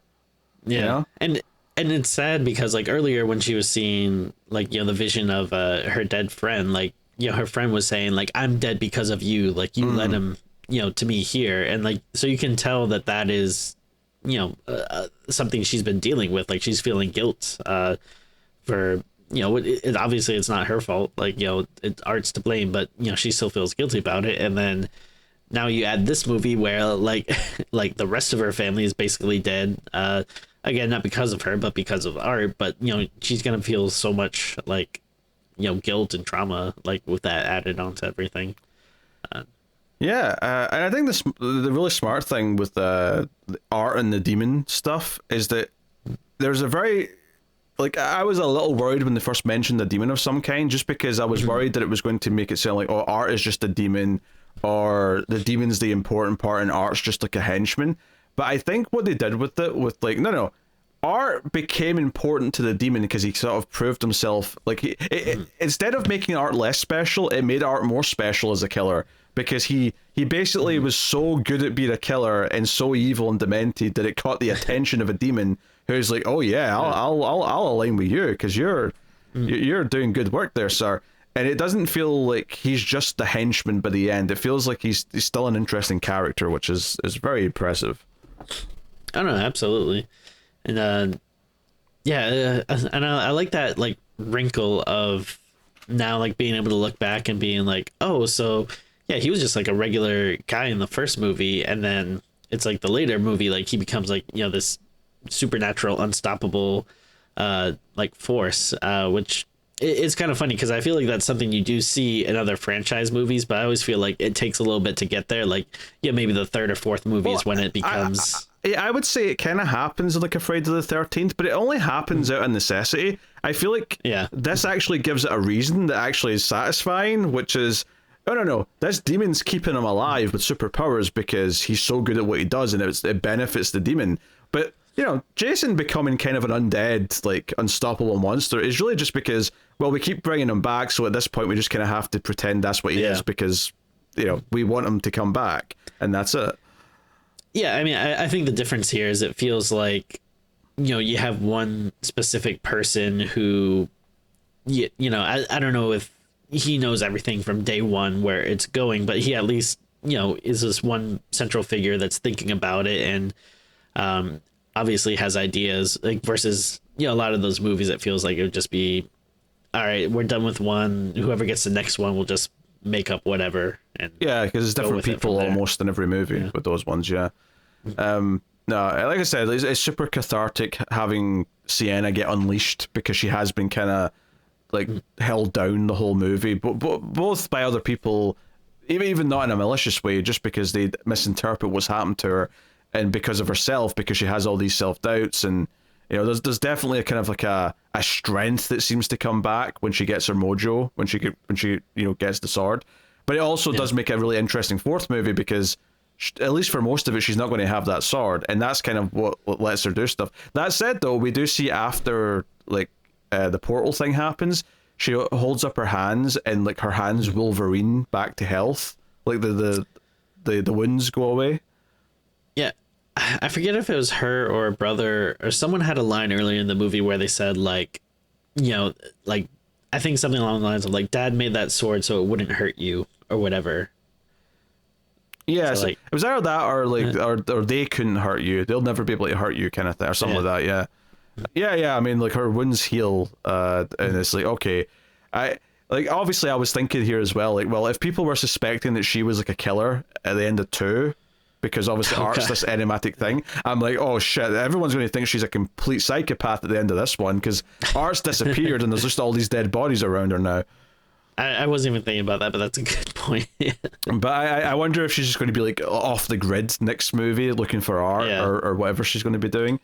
But it definitely was at an interesting place, and I don't know, like, because I don't want it to completely be this weird experimental movie in hell, because you still kind of want to see Art do his thing with regular victims, but it does seem like it'll have something different going on as well, because the movies keep adding more to like the lore and what they're doing with it, and leaving it in this crazy place where, oh, Gabby might still be alive and therefore can be saved, and that can be like Sienna's like mission from the get-go in a fourth movie. So no, it's exciting stuff. I did wait for a while during the credits. I never got to any sort of mid-credit sequence, Yeah, I sat through the whole credits, which, I mean, and again, these are like, still not like huge budget, so like the credits actually aren't that long. Like, sometimes, when you're waiting through like a Marvel movie or something, it's like 10 minutes of credits or whatever. Like they flew by pretty fast, but yeah, unfortunately there wasn't anything there. Yeah, I don't know what would have been there, to be fair, because I mean, honestly, the biggest like complaint, I suppose, is that there's that obvious weird jump to the third act where it feels like it's skipped over some stuff. Obviously there's a tease that something's not right with Jonathan when the uncle goes to pick him up, but the jump from that to like Sienna waking up and like all of this just already being in the house does feel a little bit jarring, and I do wonder how much of that cut content came from that portion of the movie. Yeah, probably not all of it, but probably a good chunk of it was, I imagine. Yeah, I mean, that's the biggest like glaring thing that feels like something is off, like that we're missing something. But the good news is, though, is we potentially might get that back. Like, we may just get a longer cut, and that'll be the cut we watch forever when they give it to us. Yeah, especially if it's got an extra kill or two in it. Like that'd be really cool. Sure, yeah. But I like it's hard not to just be kind of in love with what they've done here with this. They've strengthened Sienna as a character. You're kind of excited to see her get to full strength all movie. Art's entertaining as hell, more so than ever, to be honest. The kills are gory. Most of them are memorable in one way or another. They're probably more consistent than they were even in 2, and I love the kills in 2. It's the Christmas vibes add a lot to the movie. I honestly don't know what more I could have asked for, really. Yeah, no, I mean, I had a good time from like start to finish. Again, I think it seems like each movie is just like maybe it's just exciting to see, but it's like each one, it's like feels like it's impressing me more and more. They're just, it kind of feels a little weird to say like, oh, they're like a lot of fun because like some of it is just doing like, just really gnarly, brutal stuff. But I mean, they are like, it's there's like a lot of humor in it, like definitely dark humor, but it's funny and it's funny. Like, it's damn sure funny. There's no denying that. Yeah, no, it's very good. I had the realization as I was watching the opening scene actually, and you have like the Art going around the house dressed as Santa, and it's like a classic slasher movie type setup. And I was thinking to myself, you know what? It's occurring to me that because of when slasher movies were a thing and popular in the 80s and 90s, mostly 80s, but obviously you had kind of the sort of post-Scream kind of resurgence of that type, is that I've not actually seen that many slasher movies in the theater. Not really. There's not been that many over the last like 20 years. So most of my adult life of seeing movies, like horror movies in the cinema, have not had that experience. And I had that realization watching Art go around the house. I'm like, oh, this is actually kind of unique because all the slasher movies I saw at home. Well, this is kind of wild. That's a good point. I'm seeing this with an audience, and we're watching Art stalk his victims and like kill them. And there's definitely a fun vibe to that I think like other horror movies that are great don't have this exact type of experience. And I was kind of pleased to be able to get a little bit of that during this. So yeah. It's also like such a specific movie, like where, like everyone kind of knows like what they're in for. So it is like a fun, theater going experience. Yeah, I was wondering because I had a fairly busy audience. It wasn't packed, but it was like, not empty by any means. And I was thinking like how many of these people are just coming to this because they've heard things, and how many of them actually saw the first two and are like all in the lore and know what's going on, and like I was curious about that, but I didn't ask anyone though, so I don't know. I'm not talking to strangers. You kidding me? Of course not. Can't be doing that. Also, I love. I mean, I've complained about the way people title movies before, but I love that they're just keeping the title just nice and simple and clean. Just Terrifier, Terrifier 2, Terrifier 3. Like, it's not like Art the Clown, like Terrifier 3 or like, Terrifier 3 Red Christmas or something. It's just like nice and easy. Yeah, I'm actually, as long as they keep the numbering, I don't mind them adding a subtitle. Like if they want to call Terrifier 4 Terrifier 4 ever, like it's like fine. Like I can roll with that, but it's when they completely change the system and just call the next one Art the Clown where I'll be pissed. It's the Terrifier franchise, damn it. Art the Clown is the star. I don't need Halloween to be called Michael Myers, right? I don't need right. Elm Street to be called Freddy Krueger. It's kind of this feels dumbed down at a certain point. All right. What are you picking for your scene of the movie, Tim? That's a good question. There's a lot of choices. It's a lot of choices. I think I'll go with the Art at the bar with the Santa and Clint Howard and everyone. That that to me it was just really funny. I love seeing Art getting like overly excited, and then you the whole time you're just waiting for like the needle to drop. Like, all right, when is this gonna turn deadly? Or maybe he's such a fan of Santa, maybe it actually won't turn deadly. I mean, they're being pretty nice to him and he seems so excited. And then even when things go bad, it is because like for a very silly reason, like he spits out his drink and then he pisses on Santa's lap and like that's right, whenever you mentioned that he pisses on his lap, that's right. But no, it's all very funny. And then like Clint, it was great to see Clint Howard. We didn't even mention the other horror cameo where we see Tom Savini later. Yeah, Tom Savini's like interviewed on TV about the mall thing on the news, and I'm like, hey, Tom Savini, we got lots of horror legends popping up in this. Which, to be fair, is not new. They did have what's her face from Sleepaway Camp in the last one. That's right. Yeah. Yeah. I forgot about that. But yeah, I really like that scene. Like maybe it doesn't have the best kills from the movie, but I thought it was like a really fun scene. Yeah, no, for sure. Yeah, it's tough because like, do you go with the best kill? Do you go with the best? I don't know. Because the duel at the end's fantastic. It's great seeing Sierra kind of like finally get to become the hero at the end.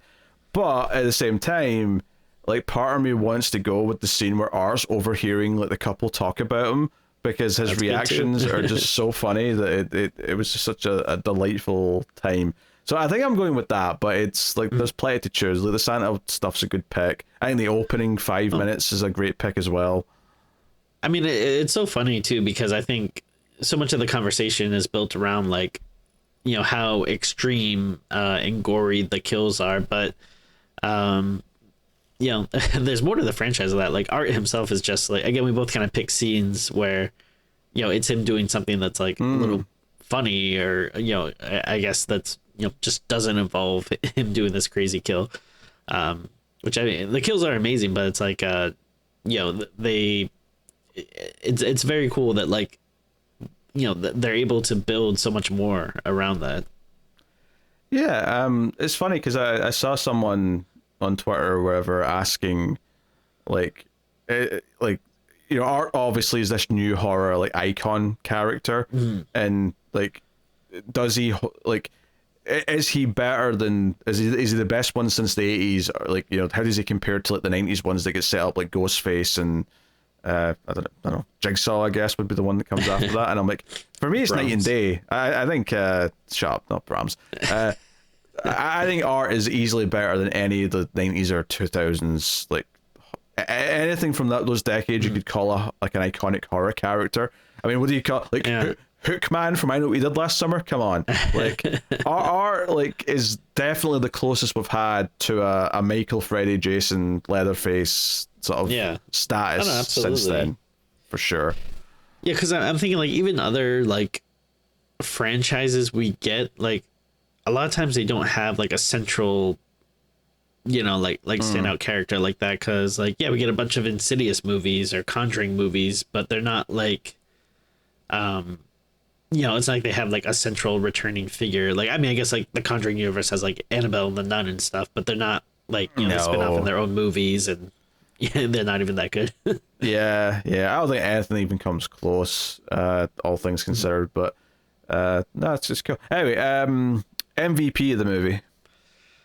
Yeah, I mean, I think it's a little tough because I really do like Sienna, and I feel like it's I get it. You want to give, but yeah, you want to give Sienna her flowers, but ultimately you're probably still going to pick Art. Yeah. And I actually do really like Victoria in this movie too. But whenever you mentioned that she makes her own like kind of Art the Clown style costume that she wears for the back chunk of the movie. Yeah. So I mean, we weren't doing these segments before when Terrifier 2 came out, but I would probably, if I was going to retroactively go out and pick an MVP for that movie, I'd probably give Sienna the MVP for Terrifier 2, but I think I'm going to give it to Art for this one because again, he just really made me laugh, and it just feels like you were saying they just honed in on that character so well, and they're just thinking of more and more like interesting funny things to do with it, and yeah, it would be like really boring if it was just, I mean, it'd probably still be a fine movie or whatever, but if it was just like this intense clown that killed people, like whatever, but the fact that he just has like so much emotion and he's like, like a little like mischievous like cartoon character at times where he's just doing like these silly things and having these reactions that really like sells it and makes him so memorable and funny. So yeah, give it up for him. Yeah, I think I got your Art as well. I think I agree that if we did these segments in 2, I would have probably picked Sienna for 2 as well, because 2 introduced her and she was such a strong new character, and she's still great in this one. Yeah, and I was still rooting for her, and I'm excited to see where they go next with her. But I think Art is so entertaining in this one that I think he had to take the prize. So yeah, that's how it is. All right, what are you rating Terrifier 3? yeah, I mean, again, I really don't have many negative things to say. Like it was fun from start to finish. It had some great kills. It expanded and answered questions about the lore, which again was just such a big thing that we were both really excited about in the second movie, and here sometimes like you wait to get answers to something and then you do, and it's kind of like, oh, that's what that was about. But here they actually did like a good job of being like, oh, that's like a cool part of this mythology. And yeah, there was like also a new layer to it. Like I think like because the mythology stuff at all just felt like such a new surprise and two. And in this one, the idea that Art kind of like earned the attention of a demon, and that's why he's now immortal. Like it was just that's actually interesting. And it's not something I could have seen coming based on what we saw before, but it works and it makes sense. Yeah, and then just like adding all this stuff of like, oh, and then this demon is like the host for Victoria, and then that's why she did that in the first movie, and then and then that's demon, like that's who that little girl was in the second movie, and so it's like, well, hold on. The demon didn't go into Victoria until the end of 2. Right, but then wait, so then why does she kill the reporter in the first movie then? Because Art messed her up so bad that she did it like that. That's almost what made her applicable to be taken over, is because she actually snapped and killed someone. That's kind of what Sienna was like building up to in this one, and then didn't do. Oh, okay, I get you. So by killing the reporter in the end of the first movie, that made her a suitable host. Vulnerable. Yeah. Oh, okay. Right. Yeah, that makes sense. Because the little girl is the demon, right? So the little girl that Art's seen said is the demon, and then she goes into Victoria at the end of 2. Okay. Yeah. See, I mean, there's lots of like cool like wrinkles like that, and then it makes it fun to like go back and see stuff in the movie in a different light. Yeah, I remember when I first watched Terrifier 1, I remembered thinking I really enjoyed the movie, but probably the weakest element of it was at the end when he's in the morgue and the lights start to flash and he comes back to life, or it's implied that he's coming back to life, and I thought, oh, this is a bit random, this like supernatural thing at the end. But now, with all this context for what actually is happening there, I actually love it. I love that, oh no, that's the demon stepping in and saying, no, I'm bringing you back because you're like you're like this gateway back to Earth for me, because you're like opening up all this demonic energy. Like, that's kind of awesome. It feels like a rare thing where they could, add all this stuff and retroactively like make these things actually like work or make sense, in comparison. So I mean, kudos to them. Yeah, I can't think of many other examples where people could pull something like that off. But again, like the only really like weak part of the movie I can think of, and we mentioned it multiple times, but just like how kind of jarring it feels going into like that final act where it's just like, oh, all of a sudden like we have like some important characters that are dying off screen. But again, if maybe we get a little bit more of that with like a director's cut or something, I'd be very interested to see how that plays out. But yeah, it's the one sort of big objective thing that's could be fixed is that jarring jump. But I mean, other than that, just a very solid movie. If you like the other two movies, again, I feel like it's just improving upon each one and making it more interesting, more funny, adding like more or deeper characters, and giving us someone to root for while still also like loving the antics of Art, and still crazy kills, and again, just setting it at Christmas just makes it feel like a little more different and standing out. So yeah, just big thumbs up for me. I think I'm gonna give it an 8.5. I really had a great time. It's I was really happy that I got to see it, and I look forward to watching it again. Like again, if there's a director's cut, but even if not, just whenever it's streaming or something, it'll be a fun one to watch again. I think I'm straight to the 9 out of 10 on this. Wow. I loved it, and I love 2 as well. I give 2 a really high score. I think at the time I gave 2 a 9.5, which I might slightly walk back on now, just with like having watched it again. Sure. Like, okay, I was on a bit of a high. Like maybe it's more of a 9 because it's like it's not. obviously there's faults. It's not perfect. But I still think it's a 9 for me. I think Ar's just such an entertaining villain. I love the kills. I love the mean-spirited nature of him, but how petty he can be. I love that the lore's set up, and I actually care about the main character fighting against him. It feels like there is this epic battle happening, and it feels like the possibilities are endless for where we could go next. So, yeah, I gotta go 9 out of 10. Loved it. Did not disappoint. Which, and the standard was already set so high, like the bar was so high from the last one, that having this just kind of slot in being comparable in quality. I can see people slightly preferring this one or the last one, depending on what they like more out of certain things.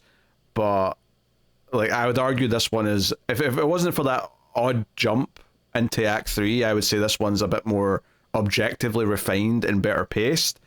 It's just that jump into Act 3 kind of ruins that statement, so I can't really say it. But either way, I loved it. Can't wait for more. We're cooking, as the kids say. We're cooking, finally. So, very good. There you go. Quick bonus question for you, Tim. Because I got some trailers that I wanted to mention just before we wrap up here. Mostly trailers I hadn't seen yet, so they were kind of nice surprises. I got a trailer for Companion, which is the Barbarian dude's movie. Produced. He's producing, he's not directing that. Yeah, because he's done a movie called Weapons, But it came up saying from the creators of Barbarian, so which is why that was in my head. With what's his face from The Boys in it? Quaid. Oh, right. Jack Quaid, that's the one. So that looked interesting as a sort of like he's holding someone captive kind of movie. I also got a trailer for a Hugh Grant movie called Heretic. Yeah, I think that one looks interesting. I'm what do you I don't want to say interested again, but yeah, I'm interested in it. You're interested. What can you say? It looks interesting and I'm interested. Yes, very good. But no, yeah, I thought that one looked cool. I also got Venom 3, which is less interesting, but whatever. It's just, I'm excited for it. I cannot give less of a shit. I'm gonna cry. I know. It looks like it's setting up some emotional stuff. Now I can't believe I'm gonna say this, but I hated the first Smile movie, but I was watching this trailer and I'm like, Tim, what are you saying? Like it might be kind of interesting. What are you saying to me, Tim? I don't know if I mean, obviously we're going to do it. It won't be when it comes out in theaters because it's coming out in the next couple of weeks, I assume. I think it's like this week maybe, or well, at the time we're recording this, whatever. But I mean, there's a very good chance it'll just suck again. But at least the trailer was selling me a bit more than I would have assumed. Yeah, we'll get to that in probably like February, if I was to guess. Sure.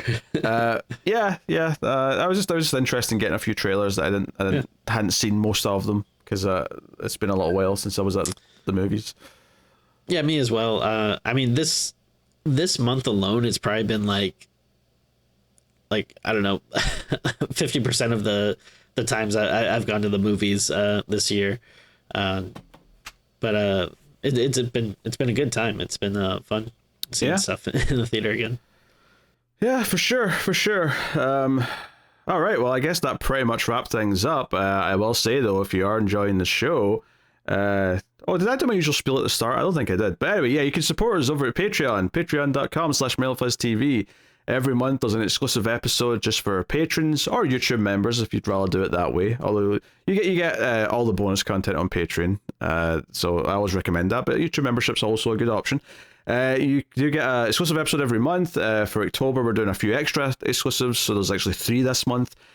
Plus, there's even more stream segments at the $5 and up tier where we'll do like a top 5 or a top 10 every month, or some kind of discussion topic, or some weird thing that we're doing this month where we read from Tim's fan script. I don't know what's going on with that. He claims he's done it, although we're still waiting to record it. So I am worried that he's procrastinating and writing his epic. But that's something you can get if you want to support the show and help keep it coming and make sure streams last for forever and ever and ever and ever, along with the other movie shows here on Mail Plus Movies. Check out the Sci-Fi Podcast or check out Collector's Cut for more stuff where I talk to David about other movies. So, yes. Thank you. Yeah. This has been the show. This has been Screams After Midnight. Like, subscribe, let us know what you thought of Terrifier 3 in the comments. But that is us, so thank you once again for watching or listening. We always appreciate it. Keep watching scary movies, and we will see you next time.